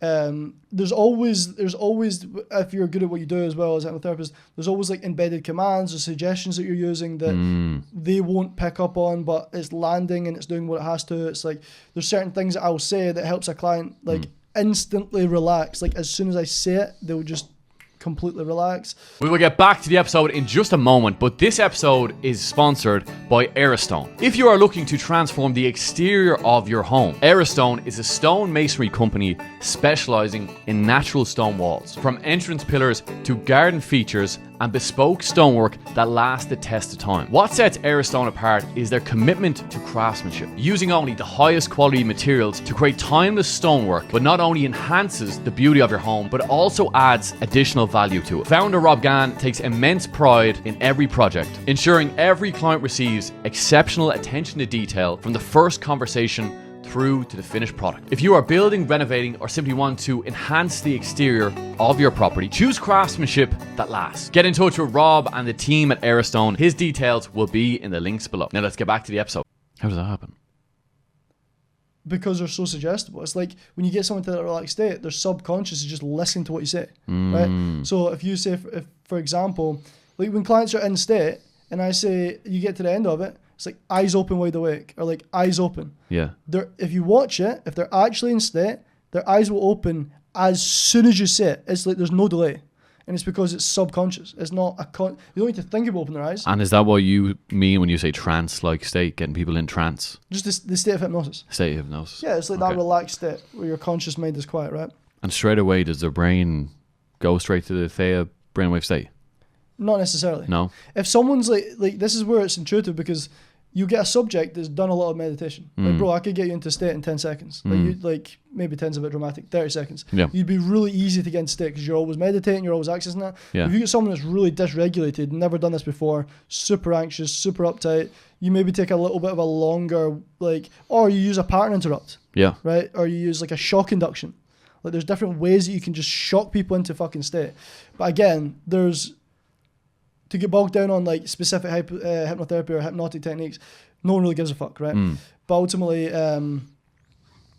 there's different ways to do it. This is what I say. I was speaking to Marcel, and there's a million ways to do hypnosis. There's a million ways to do it. There's you just need to create the process where they are unlearning what they learned, essentially. Right? That's essentially what you're doing. Like to really dumb it down. Yeah. That's what memory reconsolidation is. That's like what you're doing is allowing them, whether it's their nervous system, their subconscious, them even conscious, like you're allowing them to just unlearn what they learned. And if they can, because if you never learned it, you would never be limited. You're rewriting the script. Exactly. Change your story, change your life. Yeah. Tony Robbins. So beliefs. Yes. Imagine you have a belief in your mind. I can't do it. I'm not good enough. Right. Well, what your brain does is, you've heard of your reticular activating system before, right? I have indeed, RAS, right? So what your brain will do is, and you can think about, see that filter? Yeah. Right? That's your RAS. See the filter to the subconscious? That's like RAS. You can think about that as your reticular activating system. That critical faculty is what you call in hypnosis. Yeah. That's RAS, right? So think about what happens in your life is, you will perceive reality through the filter of your mind, not your eyes. You don't like what you see with your eyes is like, again, it's a fucking hallucination. It's you projecting your perception into reality, and that's what you see. Yep. It's like having a projector and you put a lens on the projector. Whatever's on that lens, that will get projected onto the screen, and that's what you see, right? It's very easy. Reality Transurfing uses that analogy. Yep. Very easy to think about. But what it will do is your brain will literally, and you do this subconsciously. This is why, if you're not aware of the beliefs that you hold subconsciously and what you subconsciously deem to be true, it's dangerous because you won't be able to see anything but what you subconsciously deem to be true, right? So if you subconsciously believe, let's go on the subconscious belief of I'm not good enough, right? Well, ultimately what your brain does is it generalizes, it deletes, and it distorts, right? So if you have a belief subconsciously that you're not good enough, you're going to generalize. So you're going to look at every aspect of your life, right? Every opportunity to move forward, every way of moving forward and growing as I'm not good enough. You're going to apply that belief to everything that you can see, right? So you're not good enough to start a business. You're not good enough to post content. You're not good enough to make that investment and make it work. You're not good enough to go to the gym. You're not, whatever it is, like whatever the context is for you, right? You also delete, right? So any evidence that supports that you are good enough, any achievements that you've had in the past, anything that would support in your current reality. You play them down. Well, you delete them. Yeah. You can't see them. You subconsciously delete them from your reality. And then you distort. So you distort what's currently in front of you, your current reality, and you use things to support this belief. Like, look, this is why I'm not good enough. You find evidence for it, yeah. But this is happening subconsciously. Right? So what is happening is you're seeing reality through the filter of your mind. You're then coming in, perceptions being created by the beliefs you hold, and you're projecting that into reality. Right? You project it onto people. You project it into your places. own degree of worthiness as well. That's one thing I've noticed pattern happen again and again. Guys that don't feel worthy. Well, that's exactly aligned to what we just said. I'm not good enough. I'm not they good have enough. That belief. Yeah. They're going to project that into their reality. But if you don't know that you have this belief subconsciously, it is so powerful, man. You change someone's reality when you change how they think and how they see the world. You enter 100%. I say, so I'm going to be doing like big events. I'm going to have like thousands of people in fucking rooms, right? And the main kind of goal, right, is to rewire their nervous system and allow them to enter a new paradigm. If you can rewire your nervous system, right, and enter a new paradigm, belief system, you literally then are being a different person. Like your whole fucking reality will change. Yeah. That is the core of like what needs to happen for you to actually get huge results in your fucking life. Your nervous system needs to be rewired, whatever that looks like for you, and you need to enter a new paradigm. Right? Ultimately, the 10K a month being good or bad for someone, that's your paradigm that dictates that, right? There's sheiks in Dubai that would wake up, and if they've not made 10 million before 12 o'clock, they've fucked it. They're having a panic attack, There's a leak in the business. Yeah. But for us, if we woke up and made 10, we can't. We don't have that paradigm. Our nervous systems are not wired to feel familiar with that result, right? With that reality. That's why we don't have it. Yeah. Let's touch on the nervous system for a moment. Because you're a 100%. very grounded individual. Like I said, when you hopped in the car, you can feel a degree of presence as well. I often find people that are most regulated are very present with others and who they are and how they think and how just the energy they give off. They're here and now. They're not caught in the past or thinking about the future. Just literally right here, right now. I agree. What practices do you do to help yourself remain grounded and become a more regulated individual? It's really cool, bro, because I've had a bit of, every time you get to a level in your business or a level in your life, and I'm speaking from experience here because I've went from like being in college, really bad anxiety, like fucking no control, to then like gradually building a business over the last 6 years, and then now I'm at a point where I'm going to the next level again. And there's constant iteration, there's constant self-reflection, there's constant like, what did I just think about there? Why did I make that decision? Why did I take that action? What was going on there? Like, why did I do that? There's constant iteration, and there needs to be brutal self-accountability and ownership over everything you do. That's how, in my opinion, you remain. It's not remaining grounded and present, right?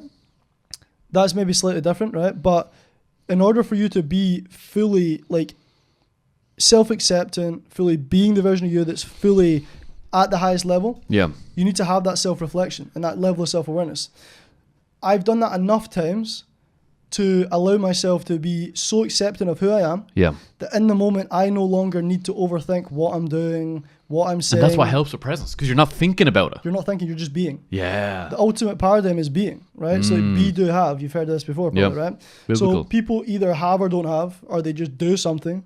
But being is the ultimate paradigm. Just being, right? Well, we're human beings, not human doings.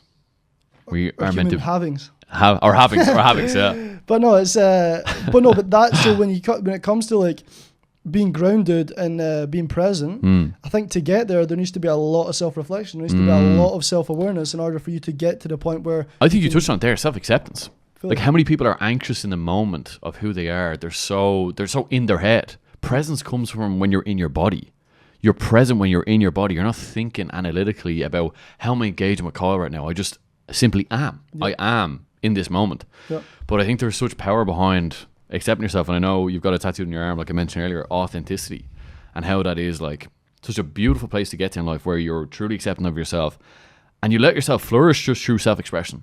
However that looks for you, however you want to portray yourself to the world or portray yourself to you as well, it comes out of you. So when you ask like what techniques do I use to be there, right? Like to just be present, be self-acceptant.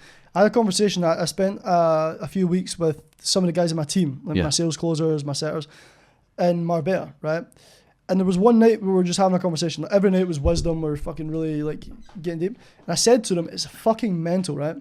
Because I've went through thousands of interactions. I've been in like well over 100 rooms, networking events, experiences, connecting with this person, doing this thing, to give me the confirmation of I am who I say I am, right? Like there's been so many little experiences, exposure, that's allowed me to adapt, right? And it's allowed me to go, I actually am the guy, right? So I would say like for me, it's actually been like hundreds and hundreds of confirmations over the years of being in the right rooms. People are like, I'm around people that are making millions of pounds and I'm like, fucking hell, I'm like, these guys are like, some ways I feel like I'm actually above these guys in some of awareness, right? So I've had this validation that's been given to me externally over hundreds and hundreds of pieces of evidence, right? Yeah. But the conversation I had with my guys is they actually don't need to do that, right? The work that I do with them, the techniques that I use with them, I said this to you, it's kind of weird, it's like paradoxical. What's allowed me to be and like fully be isn't what I help my clients do to become that. It's like I've had years, and like I told you, I've been watching Tony Robbins since I've been like 18, 19, 25. So it's been like, what's that, 7 years of actually being in the personal development. that length of time has allowed me to get to this point of self-acceptance, right? But the cool thing is, there's things that you've experienced in life that have caused you not to accept who you are. And there's some people that do accept who they are because they were brought up to be like that, right? There's not everyone has no self-acceptance. Some people are really self-acceptant because they were taught that. And life allowed them to be like that because their parents brought them up to be like that, right? But ultimately, the techniques that I used myself, it was hundreds of fucking hours, thousands of hours of personal development, being in the right rooms, validation externally. It was, like it actually was, if I deep it, right?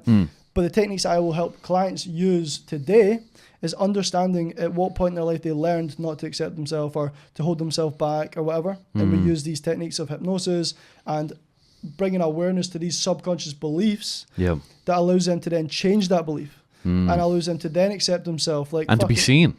Well, that the byproduct of accepting yourself is being seen with no resistance. Yeah, of course. So, but that's the... So I've not used any real techniques other than just exposing myself for years and years and years and years. Constantly. But with clients now, there's techniques, and I said this to my guys just to get back to the conversation we had that night when I was in Marbella. I said, it's mental. Like, you're getting given this. Like, I've done this for so many fucking years. Well, 7 years, right? Some people, that's not a long time, but done it for so many fucking years, it was felt like that. And they're getting given this self-acceptance, like, because they're just adopting where I'm currently at. So this is another thing. Our brains are really good at emulating. So if you, for example, aren't confident, see if you just spend time with people that are confident, your brain knows how to emulate that shit. You can, we grow up and we're shaped by emulating our parents. Like, that's how we develop. Yeah. So if you're around people that are confident, if you're watching things where people are being confident, you can actually emulate that, right? So that's how you start to actually develop values, standards that you don't currently have and don't have access to in the physical, is by emulating other people. Like, even the way that I perceive Marcel, and like I've studied the way he operates. Like, I went to Bahamas there and then went to LA in the space of like 10 days and I spent like 40 hours in a room with him, right? And I was the full time just studying how he was being, studying how he reacted to people, how he thought, the words that he was saying, how he made decisions, the things that came out of his mouth, how he's seen things, right? And ultimately, I was able to, after that, walking away from being in a room with him for 40 hours, start to emulate the way he's seen things and the way he thought about things and the way he replied to things. I was being able to emulate that, right? You're mirroring him. So that's another way that you can step into a paradigm that you currently don't have right now. Maybe you're in a limited paradigm where you think 10K is a lot of money. If you're around people that are making that and that have normalized that, you can actually start to emulate the way they see the world and enter that paradigm. So there's different ways that you can do it, but that's how my clients, like, they take on an unlimited way of seeing the world because that's how I see the world. Yeah. Does that make sense? And where did the phrase more life come from? It's actually my brother. So I've been coaching for like maybe just over 6 years. Like 2019, I started doing like PTing, right? Like, obviously gradually went into like mindset and like hypnosis. But the more life came from my brother, actually. He started off doing physiotherapy and like sports therapy, right? Yep. And more life just came from the term more life came from essentially everything that we do aligns with it. Like everything that we are doing, our whole purpose, our whole mission is to give people more life. Whether it's you're getting more from life, right? Or they get to unlock a part of themselves that's been holding themselves back from, getting more from life. Like the more life principle is just you being able to experience a life that is filled with those expansive emotions, right? Think about how perfect we all are as human beings. There's millions and millions, actually billions of little fucking chemical reactions to keep us sitting here right now breathing. That's crazy. Crazy. God has designed us so perfectly, right, that it doesn't make sense for us to feel shit. Doesn't make sense. For us to actually be in alignment with our law of being, perpetual increase, growth, expansion, that's what we're here to do as creative beings. You will then experience, if you get to that point, if you like get to this like point in your life where you're your true authentic self and you've removed all the resistance, you will experience more life. Love, peace, joy, health, wealth, abundance. Expanded emotions, like you said, yeah. That's what more life is. That's the essence of more life is those expansive emotions is for the most part how you experience life. And I'm not stupid, right? There's ups and downs, to refer the Kabbalion, the law of rhythm, ebbs and flows, right? We're not fucking robots. Life isn't always up. Is it fuck? It's not. I got the Porsche like the other week there and I was sitting in the Porsche feeling contracted. That doesn't make fucking sense. And it's because there was parts of me pulling on me and trying to create resistance because I was like expanding and I was growing and I was moving in a direction. Yeah. And there was a part of me that I had to look in the way to find that was trying to hold me back. And it was actually, funnily enough, it was resistance around money with clients and stuff. Like I actually noticed that. It was like for me to get to a point where I'm making hundreds of thousands a month, there was a part of me that was trying to hold me back that I had to look in the way and essentially find where it started and where it came from and rewire. Yeah. But the point I'm making is it's not just up. Like there is downs. There's ups and downs. Your type of downs, is your baseline, does it increase and get higher? Like even when you do dip, let's say quote unquote low, it's not as low as it used to be, or is it still felt at a low level? So the law of polarity states that like there's always an opposing pole. And if you're someone that can feel really good, you can also feel really fucking bad. Like if you can only feel only a wee bit good, you can only feel a wee bit bad. It's like there's going to be a complete exact opposite to the positive feeling. Yeah. If you're someone that can feel really expansive, you can also feel really fucked and contracted. Your ability to feel good is also mirrored in your ability to feel bad. And how would you describe your own way of feeling? Well, awareness allows you to neutralize it. So this is the thing. So you think. So you notice when you're feeling bad, but you don't let it get you. You neutralize it. Exactly. And what about the highs? Do you feed into the highs a bit more? 100%. Yeah. Fucking bro, pissing myself in the Porsche, flying about, foot down, V8, like bro, 100% loving fuck out of it, right? Yeah. But with highs come lows. Like this is actually what's supposed to how life works. Like the laws of the universe and like things that, and if you're thinking that the laws of the universe aren't going to operate because you don't believe in them, that's, to use the word plainly, retarded. Yeah, right? yeah. Ultimately, if you don't believe they're laws for a reason, like. If you don't believe in the law of gravity, right? Well, the law of gravity doesn't care if you jump off a building, you're going to hit the ground really hard and fast and die, right? So the laws of the universe operate in the same way. So there is ups and downs, but what you can do is, and I like to use the analogy of a pendulum. You've read Reality Transurfing? Yeah. Reality Transurfing, the Kabbalion speaks about pendulums, right?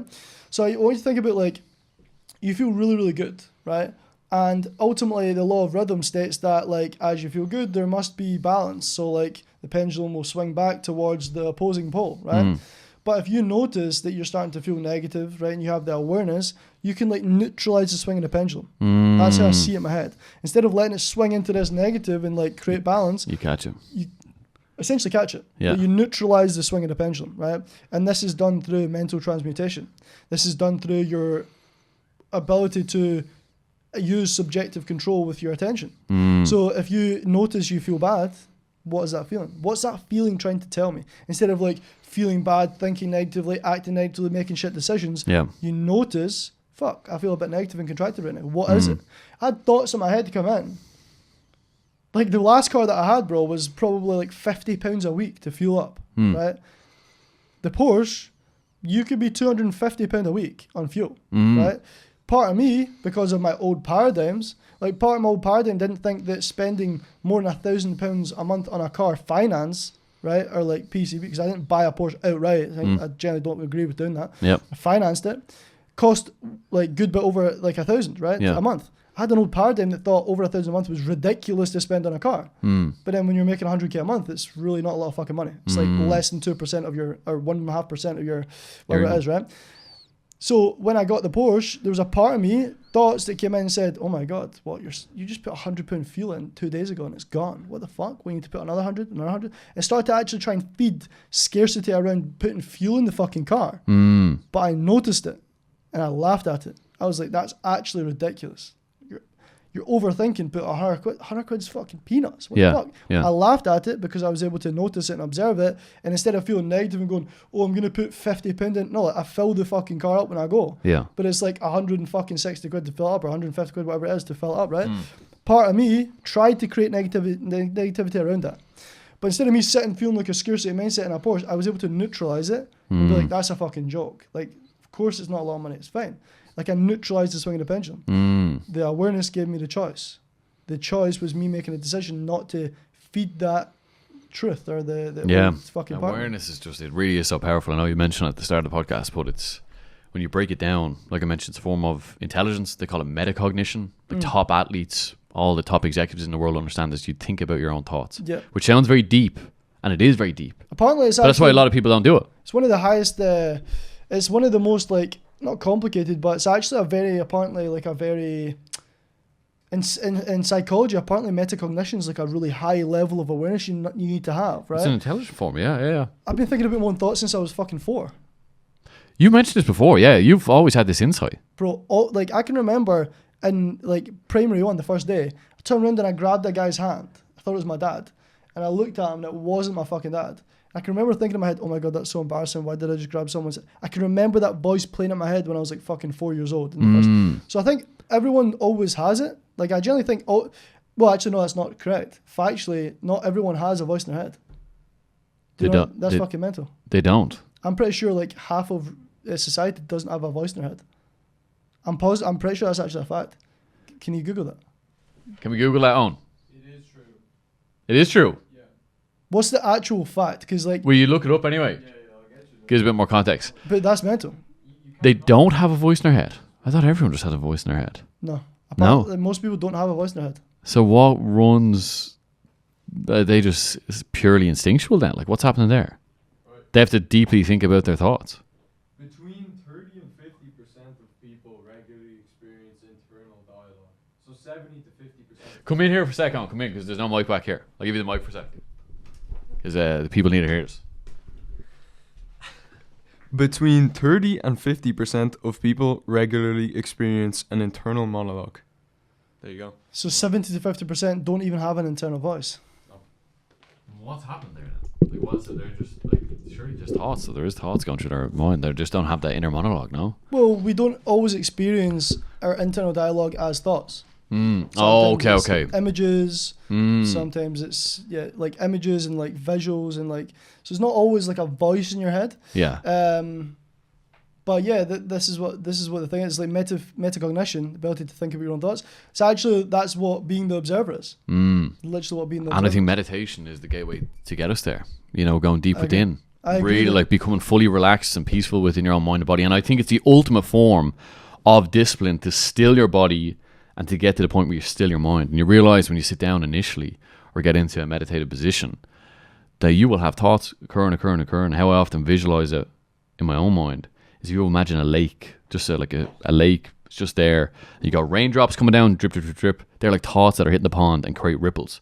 And the more thoughts at a quicker rate that you have, positive or negative, will create more waves in the actual lake. You want to get to the point where the drops slow down to the point it's pure. There's no more drops. It's pure serenity and stillness. And that's how I believe you get connected to God as well. Like prayer, as I say, is talking to God. Meditation, breath work, stillness is listening to God. And in Psalms, I think it's 46:10, it says, be still and know that I am God. You've got to have stillness in your life if you want to get connected with God. Yep, that's how I start my day. Like, so when I've got like state anchor tracks and hypnosis tracks that I get my clients to listen to at the start of the day, the end of the day. Yeah. And we can speak about the system actually, like what happens after hypnosis, because we were going to discuss that. Yep. But the state anchor tracks are really good. They anchor the state. How I personally start my day, I will use the state anchor track quite a lot to like hypnotize you to get into the right state to start the day.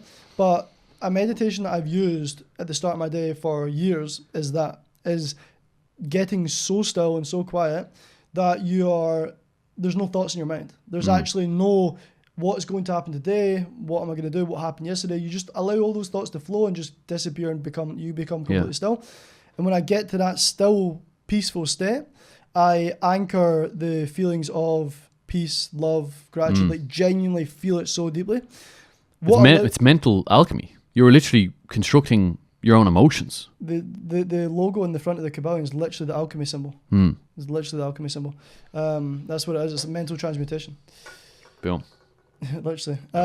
So, and that's like, yeah, it's so powerful. What allowed, you asked me a question because I was just going to speak about what allowed me to anchor that state or enter that state was like. So we were talking about eliciting your own emotions. So tell me more about how you bring them up. So I'm guessing you're feeling gratitude, love, worthiness, wealth, whatever it might be for you. Well, what gets in the way a lot of the time is your ego, right? Is like the part of you that like overthinks or the part of you that's kind of tying you too much to the physical part of you, right? The ego you can think of as like the physical aspect of who you are. It's like the part of you that identifies with what you can smell, touch, see, like the kind of like senses, right? I had a really, really powerful mushroom experience. Like I've taken quite a lot of mushrooms over the last like 4 years, 4 or 5 years. What's the benefit you've seen there? a lot, to be fair, there's a lot of benefits, and depending on how you use it. I think some people use it recreationally and get nothing from it. Other people use it for like deep introspection, and ultimately what I find to be the most beneficial thing about mushrooms and psilocybin, which I want to emphasize, I actually think the best state to be is sober. Completely fasted, sober. If you do meditation, that's the best thing to do. Yeah.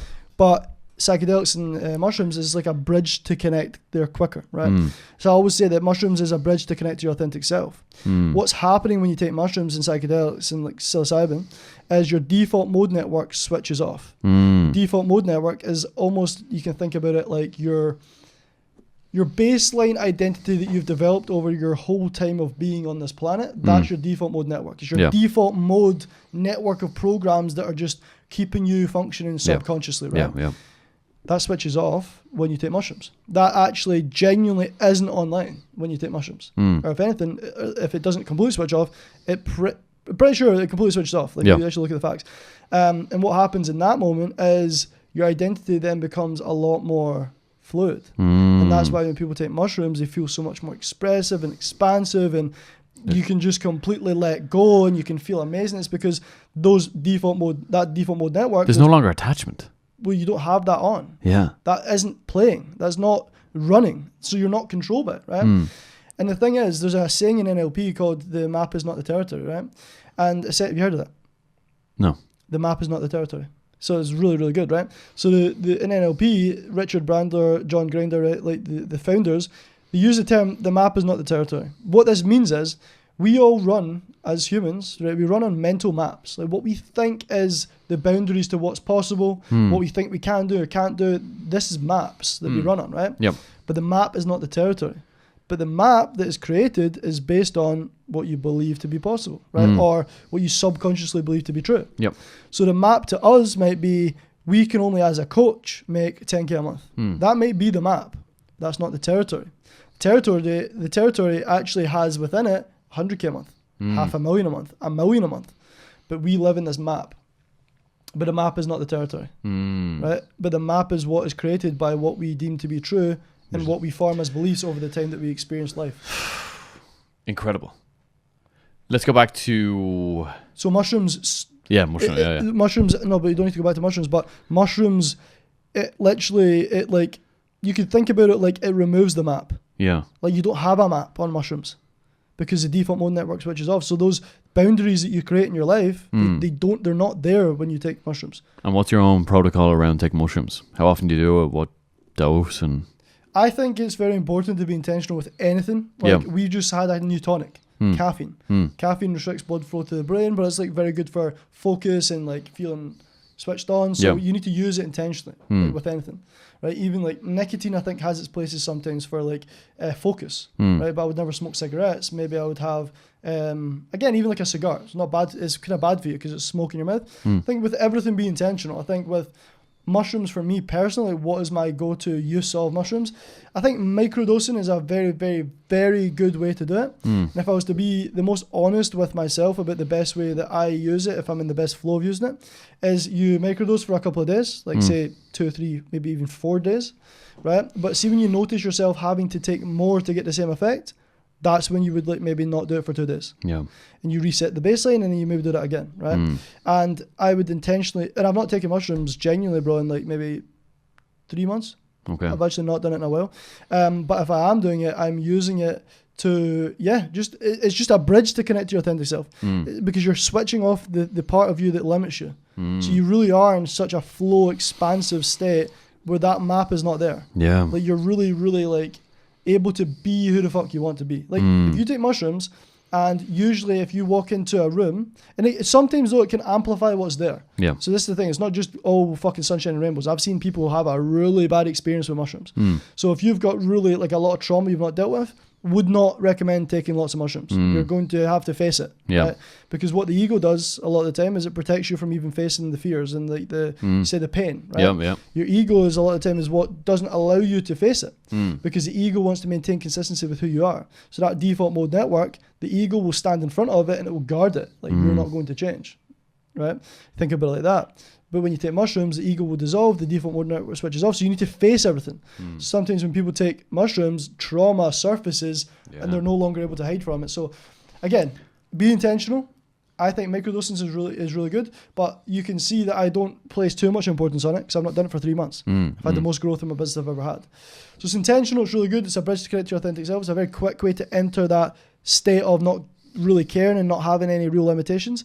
But it's something to be used intentionally, definitely. Okay, brilliant. Tell me about a book that you have read. You mentioned on a few calls we've had as well about consciousness, presence, tapping into this authentic way of being. The Upandish is a book you've dabbled in before. Is that correct? The Upanishads. Oh, Upanishads, man. I always say it wrong. Upanishads. So Upanishads is like it's like an ancient Indian Vedic text. Yeah, philosophy, isn't it? Yeah. So it's all about consciousness. I think a really productive way to speak about religion and these kind of things is you get what you choose. So like there's truths that all of these religions align with. They all agree with themselves. They all agree with each other, right? So I think it's like we can sit and speak about the Upanishads. We can sit and speak about like again Christianity. God. We can speak about consciousness. We can speak about spiritual, whatever it is. There's truths that govern the universe that they all agree on. And ultimately, whatever you choose is what you get. So if you choose to be a Christian, you're going to get the life of a Christian. You're going to live in those guidelines of, I am a Christian, this is what a Christian does, and this is what I do, right? If you choose that, right? But it doesn't mean that that's good or bad. It's just what you choose. Yep. If you want to be a Muslim, right, and follow Islam and like read the Quran and these, you're going to be a Muslim. You're going to live that life. It's not bad or good. It's what you choose. You're going to get what you choose. So I think it's important to understand that you get what you choose when it comes to religion. It's not good or bad. Yep. And they're actually all the truth. They actually all are actually genuinely telling people the truth. If someone completely strictly follows the Bible, I mean, in some way, again, good or bad, it just depends on what meaning you place on it, right? But ultimately, I think for the most part, if you follow the Bible, you're going to have a good fucking life. Yeah. I think for the most part, if you follow the Quran, you're going to have a good fucking life, right? And if you follow consciousness, the Kabbalion, like to me, if I was to have a truth that I believe in, like what's actually going on and how shit works, reality transurfing and the Kabbalion is my truth. It is what I really align with. Like to me, that resonates at a heart soul level. Like I don't need to think. I just read that and I'm like, that's it. If you have that when you read the Bible, choose that. Yeah. Don't choose things because people in society tell you that Christianity is good or bad. Or I think you get what you choose, and if you resonate at a soul level, choose that. But remember what I said when we were speaking before the podcast, a wise man changes his mind. So I've spoke to people that were really, really heavy Muslim, turned to Christian.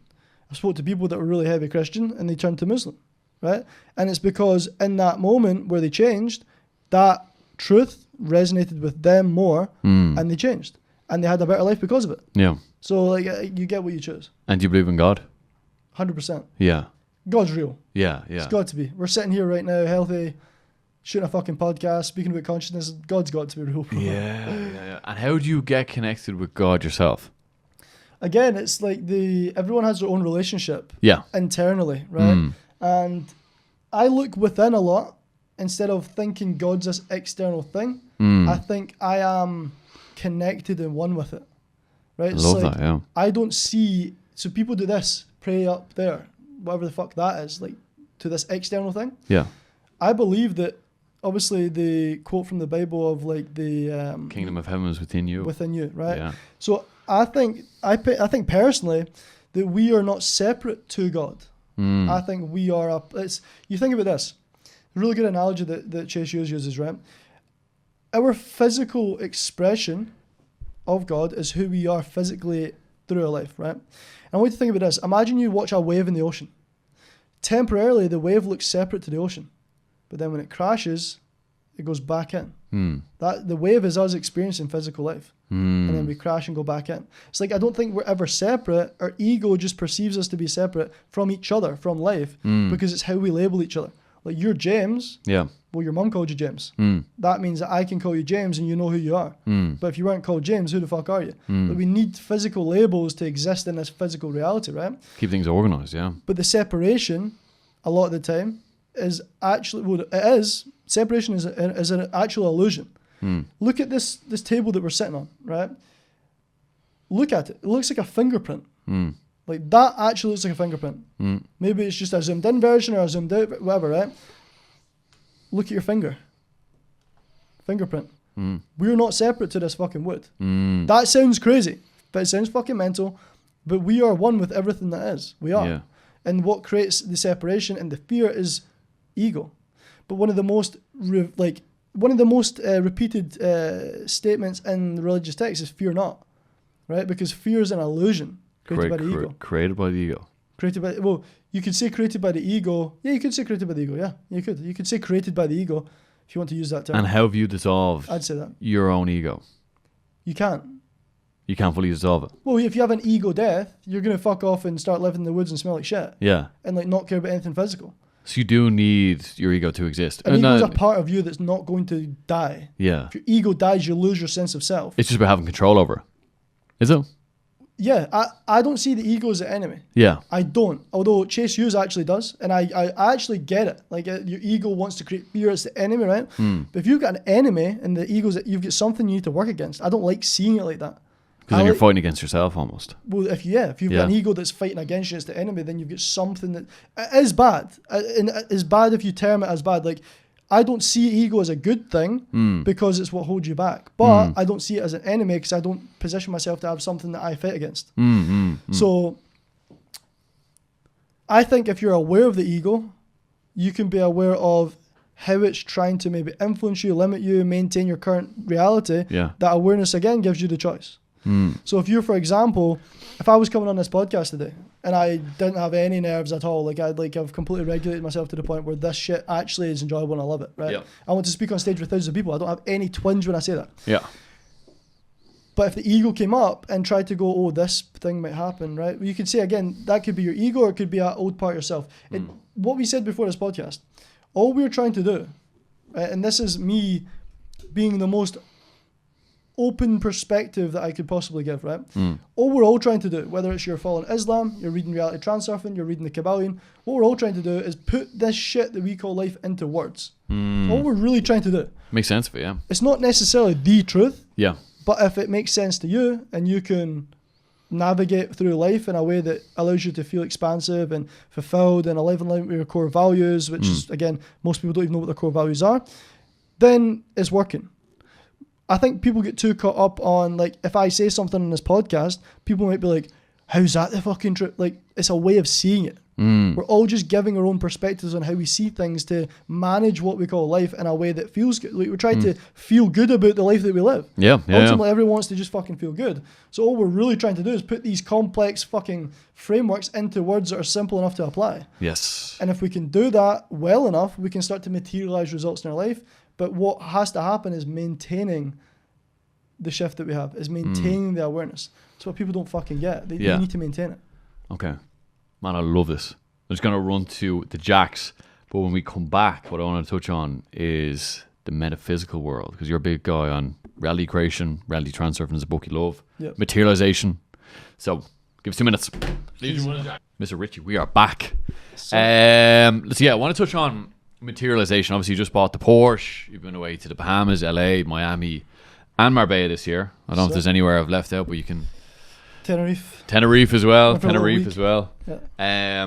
Talk about materializing items, material success, cars, other elements of your life into your own reality. Like from the mind into the physical.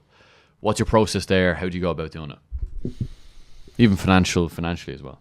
I don't think it's something that I don't live with. I don't think I intentionally manifest. Yeah. I don't think that's how I operate anymore. Like, I don't think I'm being this version of myself, so I'm attracting this into my... Like, I don't think like that. Okay. So I don't live with I'm manifesting through the law of attraction. It's not how I operate, right? Yeah. But if you want me to explain how it works... That's exactly, yeah. Okay. So, again, there's a couple of books I want to reference here, right? Reality Transurfing.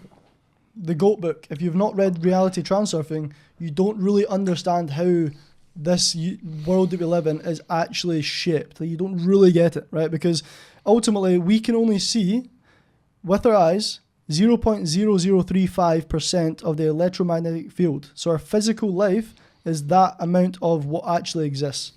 So the other 99.9%, we can't see it. So it makes sense to actually, even if it's logical, we can actually think, well, there's something that we can't, there must be things that we can't see that controls what we can see. Yeah. If what we can see is 0.0035, then there's the 99.9%, something there must govern what we can see physically, right? It must. And even when they've looked with the science, they've looked, if we zoom into this table, when you zoom in close enough, it's like little tiny molecules and energy bouncing about in empty space. Like that's what it is. It's like nothing's actually fully solid. Nothing is. So knowing that is a good way to start this, because ultimately that gives you the understanding that the metaphysical is actually just as real as the physical. Yeah. Right? Metaphysical meaning the unseen, what we can't see, right? Again, it depends what lens you look through. This is why I said to you, but we could go into rabbit holes of reality transurfing, the Kabbalion, right? X, Y, Z. How I practically think about it, it's the most practical way I can think about it, right? Obviously, you have the law of attraction. Everyone's heard of that, right? How they speak about the law of attraction is that's the secondary law to the law of vibration. When I spoke about everything vibrates, like nothing's fully solid, right? That's what the law of vibration is. It states that everything vibrates, right? Well, the law of attraction states that like attracts like. So that states that like vibration will attract like vibration, right? So who you're being will attract whatever. I often say attractive people attract attractive people. It just happens. You walk into a room, guarantee this is why I have like this resistance towards going too metaphysical, because it's not a good way to capture people. And like when you come in, I'll teach you reality transfer and shit. I'll teach you how this metaphysical, but from the surface, people kind of close off because it sounds fucking mental, right? Yeah. But you notice when you walk into like a networking event, even think about your school, right? Who you were in school, and maybe you changed over the years, right? But you were friends with people that were like you. Yeah. Naturally, you just attracted the people that were like you, right? People that were into football, you attracted to them, right? Yep. That's how it works. So ultimately, how the law of attraction would kind of like operate and work is you are operating on a certain frequency, vibration. Well, whatever vibration that you're operating on, you will attract into your life whatever aligns with that vibration. Yep. That's what the law of attraction would state, right? How I like to frame it and what I like seeing it as, right, is you operate in alignment with a certain lifeline, depending on who you're being. So who you're being, you could easily just kind of like encapsulate it as the way you are. Very simply, the way Joe Dispenza would put it is the way you think, the way you feel, the way you act, right? But you need to look deeper than that, like how you react to things, right? The things that you believe, like all these different things. Like that's who you're being at its core. How you think, feel, and act will be dictated by the deeper things, like what you believe, your environment, all these things. Think about if you right now, who you're being, aligns you with a lifeline. What does that then look like? What does your future currently look like based on who you're currently being? That lifeline that you're aligned with is the reality that's going to materialize and manifest. Yeah. So if I think about, for example, in the moment, you are really anxious, right? You're not taking action, right? You're fearful all the fucking time. You're procrastinating. What lifeline are you aligned with? Yeah. What reality is going to manifest and materialize? Well, whatever aligns with that. Because if you break it down simply, you have beliefs inside your mind. You're perceiving reality through that lens. You're then projecting that perception into your life. That's dictating your experience. You're then labeling things, giving it a certain meaning. That then makes you feel a certain way. That emotion will dictate how you make decisions and then how you act. The actions will dictate the outcomes in your life. So from who you're being, that's the mechanism. Yep. You label things, you feel a certain way, you decide, you act, and then you have these outcomes, right? That's how it practically works out. But through a metaphysical lens, who you're being will dictate what reality is manifesting and materializing, right? What lifeline you're aligned with in the reality transurfing, right? So if you're someone that's, let's think about the other lifeline, positive, thinking about, let's think about me, right? Getting the Porsche, right? Well, what did I need to do to be the version of me to manifest and materialize a Porsche, right? Well, firstly, I had to have an idea that I wanted a Porsche. I had to have that idea. Without the idea, I would never have fucking got it, right? Yeah. Firstly, I had an idea that I wanted a Porsche, right? Then I started to think, well, the version of me that has a Porsche, right? How much money does he make per month? Like, what actions would he take to get the business in that position, right? What decisions would he make? That's the kind of things that I started to think about, right? Well, I started to create a blueprint of who that version of me is. Who's that ideal version of me, right? How does he think? How does he speak to himself? How does he act? What environment is he in? What does he consume? Who's he associating with as well, people? Environment, right? So who you're around? What do you tolerate? What do you normalize? What do you expect, right? How do you react to things, right? How do you feel when something doesn't go right? All these different things, and this is part of my process, is helping you outline this ideal version of yourself as part of my success system, right? Which you can get access to if you reach out. You just get on the success system, you'll be unlimited, right? But ultimately, that is where I started, right? There was an idea of, I want a Porsche, right? And then I started to align who I was being with the version of me that already had the Porsche, right? And you can think about, and again, this is a very metaphysical topic, right? But who you're being will interact with the fabric of the universe, and the fabric of the universe will rearrange itself to align with who you're being. And that's then you, based on who you're being, you'll start to observe reality, and it will mold to who you're being. But you don't see the world as it is, you see the world as you are. So when you change who you are being, you will start to observe a different reality. And that's it manifesting and materializing. But practically, you're shifting your beliefs, you're rewiring your nervous system, and you're perceiving reality differently. And then the way you perceive reality will dictate how you feel. How you feel drives the actions you take, the decisions you make, and then the outcomes that you get. That's the practical way of seeing it, right? But I genuinely do believe that, because it's been shown this, and again, we'll get like 50 minutes, right? But it shows this in quantum mechanics and quantum physics, right? It's like the observer effect, right? Like matter only becomes matter, right, when it's observed. Until then, it's not fucking there, right? So you observe reality based on, like, who you're being will dictate what you see. What you see will then be what materializes. But you will only be able to see what aligns with what you subconsciously deem to be true. So this is the thing. If you subconsciously don't believe that you can make 100k a month, you're not going to perceive reality in that way. It will never materialize and manifest. Does that make sense? That makes complete sense, yeah. So when people say you attract the right people, you attract opportunities. Well, imagine you had a conversation with a man on a night out, right? Maybe it was an event or a birthday party. Imagine you didn't believe that you could make 100k a month, right? And you didn't believe you had the skill to do that. And you're a coach. Imagine you're like a hypnotherapist, a coach, like us, mindset coaches, right? Imagine you were in the belief system of, I can't make 100k, or I can't charge more than £500, right? Well, then imagine you went out and you met the right person. And imagine that guy could actually pay you 50 grand. He's got trauma and he's a millionaire. But you're sitting there with a fucking paradigm that doesn't allow you to believe that. Well, you're going to be like, by the way, I've got this thing like £500.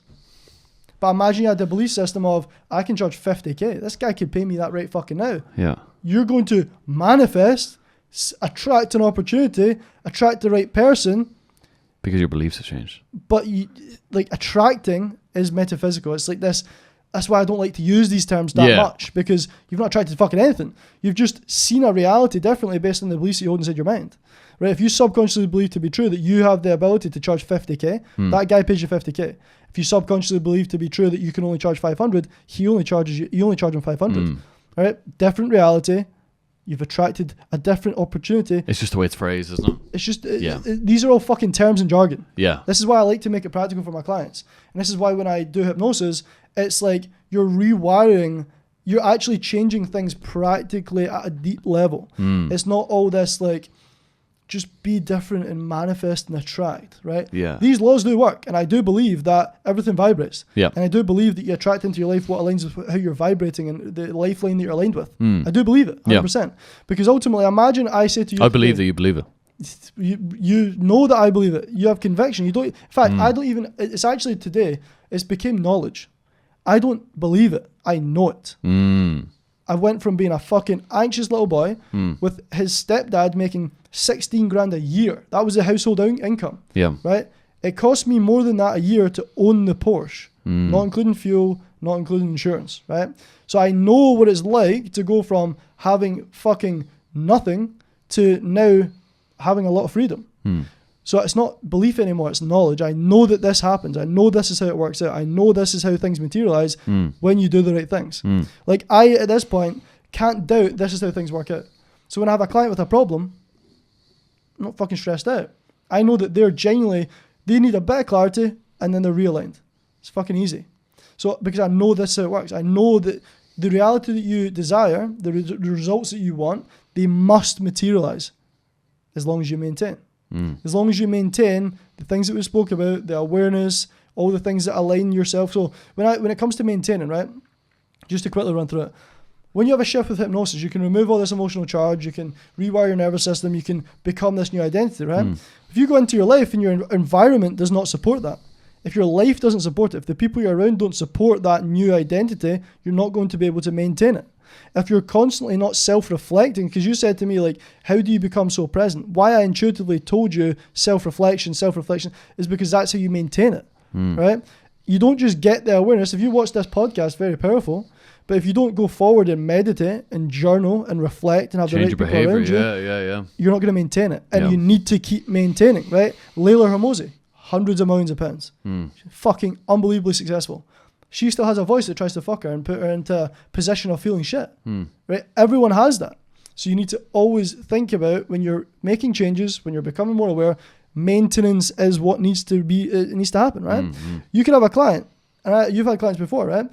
I've had clients before, actually never, because I've always maintained, but I've had clients before done this work, this level of work, where they got a result when I was a PT. Yep. They would lose their belly. I mean, they would lose fucking like 20 kilo. Amazing. 6 months later, they've got their fucking belly back, right? Because he didn't maintain it. Yeah. Right? The people at the top, they maintain. If you're choosing a life of success and expansion, unfortunately, you need to maintain this shit all the fucking time. Yeah. And they're also the most disciplined. Well, You know, the importance of discipline is it just can't be not right. Like you've just got to be so disciplined in how you show up in this life, you know? Bro, Master yourself. Consistency. Self-control. Consistency. You need to maintain it. If you don't maintain it, you lose it. Yeah. I love it. Tell me, Kyle, over the next couple of months, what should people be expecting from you as you go on? You know, this journey of being a hypnotist and everything else that you're doing. Yeah. It's cool because I wouldn't even say I am a hypnotist. Like, I wouldn't say I am a hypnotist. Hypnosis is a tool that I use. Yeah. Hypnosis and being a hypnotist, like framing yourself What like would that. you give your own title? What's your own title?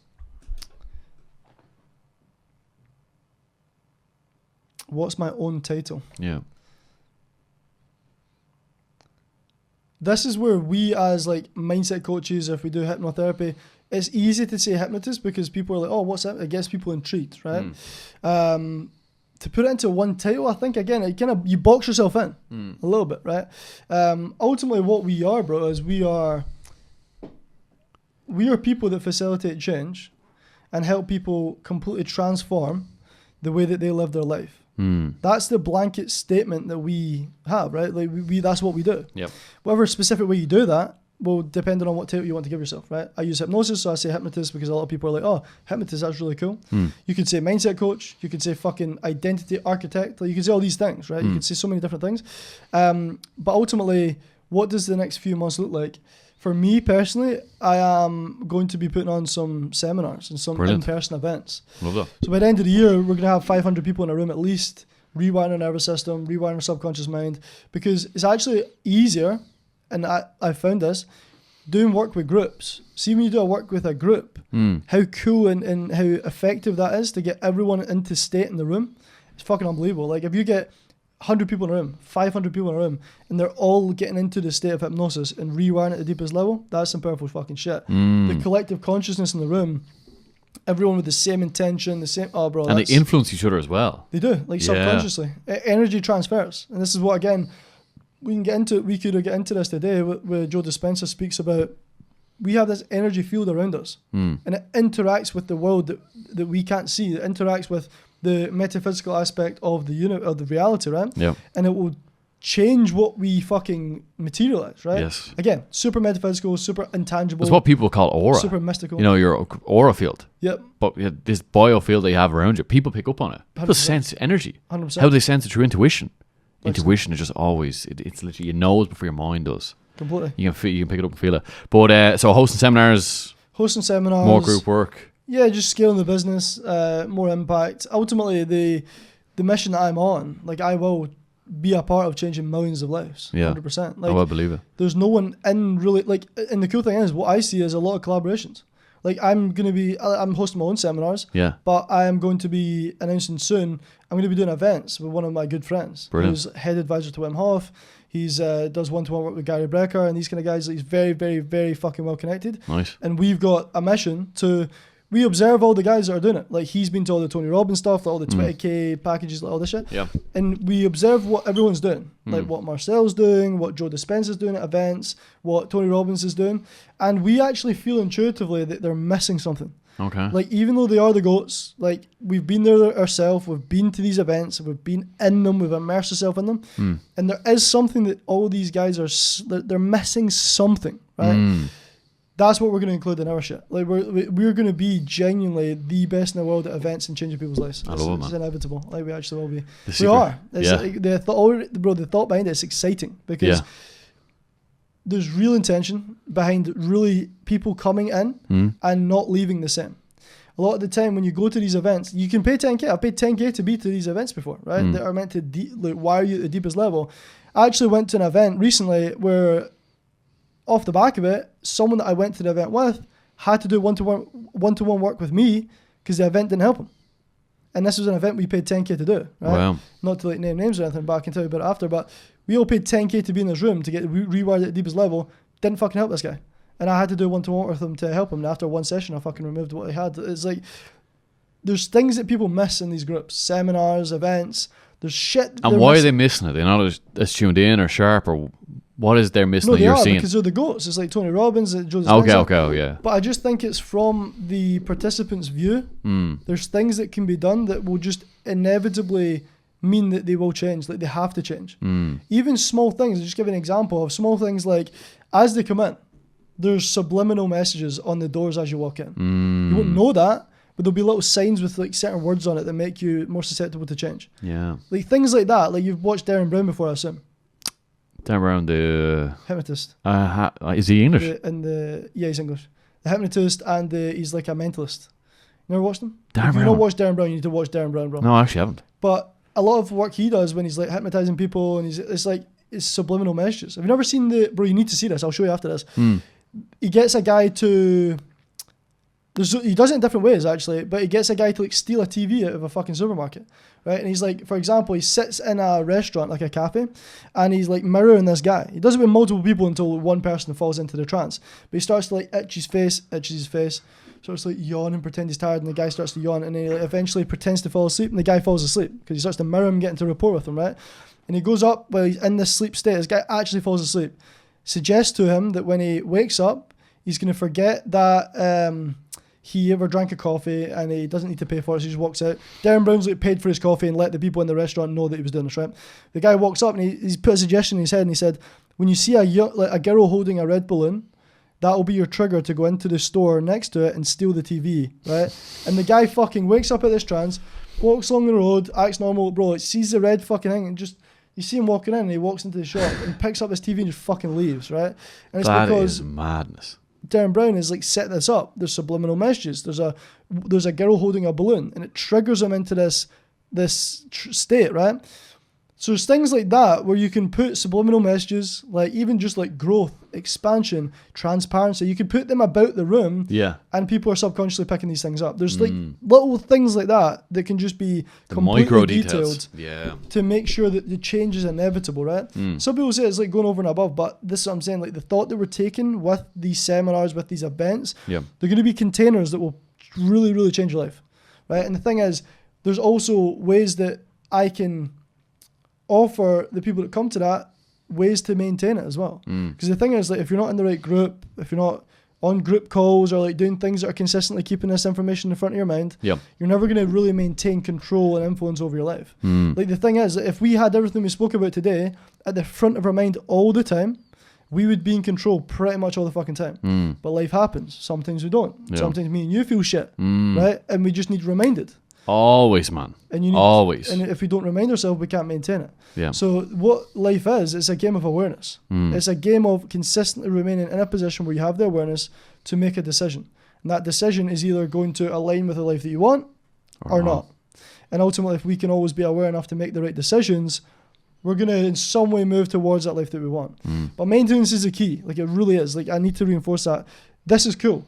But knowledge isn't power. Implementation is power. If you don't implement this shit, doesn't fucking work. It's all about action, man. It's all about taking it into action. Yeah. Again, idea, Porsche. Sounds like a good idea, right? What had to happen was consistent action all the fucking time. So when you have an idea, if you want to materialize that, you think about an idea. Just one last thing, right? An idea is an image in your head, right? But where does it exist? In your mind. But it exists metaphysically. It exists with no physical structure, but you can see it in your mind. Well, ultimately, that isn't necessarily not real. It's just not material. So absence of evidence isn't evidence of absence. It doesn't mean it doesn't exist just because you can't see it. The life that you want actually does exist, just not in the material sense. That's why we're tricked into believing that we don't have it yet, right? But when you understand that just because it doesn't exist materially, that doesn't mean it doesn't exist. Like absence of evidence isn't evidence of absence. We can start to feel good about the fact that it already does exist. It just exists at a different rate of vibration. This physical shit, lowest vibration that we can get. This physical matter, low vibration. Our imagination, the things that we see, it's a very like, you think about it as like a light vibration, very light and very, it's not solid, it's not low, it's not this low like level of vibration, it's not matter, right? It's just very like light vibration, right? But the thing is, it's very like, it can change. It's not like solid like this where it's immovable in our fucking experience. It can change, right? But if we can persist with the feeling of already having that thing, and we can know that that exists because we can see it. Yep. We can persist in the feeling of having it and make the decisions and behave in a way that over time we will bring that into physical existence. That's manifestation, is letting go of needing that externally because you know it already exists, internally experiencing it emotionally intensely, so you no longer become emotionally dependent on the external change. And when you get to that point, you will then persist in the feeling of having, make decisions that align with it, and then you have a fucking Porsche at some point. Yeah. You give yourself the license of already having it. And as Neville Goddard says, feeling is the secret. Feel it first. And what also happens, if you don't have the awareness, and you don't understand how your younger self decided to believe about the world, what you decide before you knew you decided it, the decisions you make to believe X, Y, Z about the world, that becomes a life sentence. Your whole life becomes shaped and you run on a script that you wrote before you knew you wrote it. Fucked. So crazy. Hopefully this podcast has brought awareness to some things that... Oh, man, I'm enlightened. Kyle Ritchie, what a pleasure, man. If people are looking to get in contact with you, where should they reach out? Right now, Instagram is the kind of like where I'm at. Instagram, YouTube, Kyle Ritchie _more life. YouTube is just Kyle Ritchie. And I guarantee you, if you watch my YouTube, in fact, here's an offer. If you watch my YouTube and you don't gain some new awareness or new perspective that benefits you, I owe you a free 1-to-1 hypnosis session. Boom. We leave it there. That's some offer. Man, absolute pleasure. Definitely do this again in the future. No doubt about it. But really enjoyed all the information, all the knowledge. And my ego wants to say that we actually scratched the surface, that we could have went so fucking much there's longer. So much more, man. There genuinely is so much more. But until the next time, everyone, take care. God bless. Boom. Woo! Nicely done, man. That was class. You smashed it. If you have enjoyed that episode, you're going to love this next one with David Meeson. He is the leading dating coach for men across the entire world. So check out this episode here. Sit back, relax, enjoy, and I will catch you on the next one. Boom.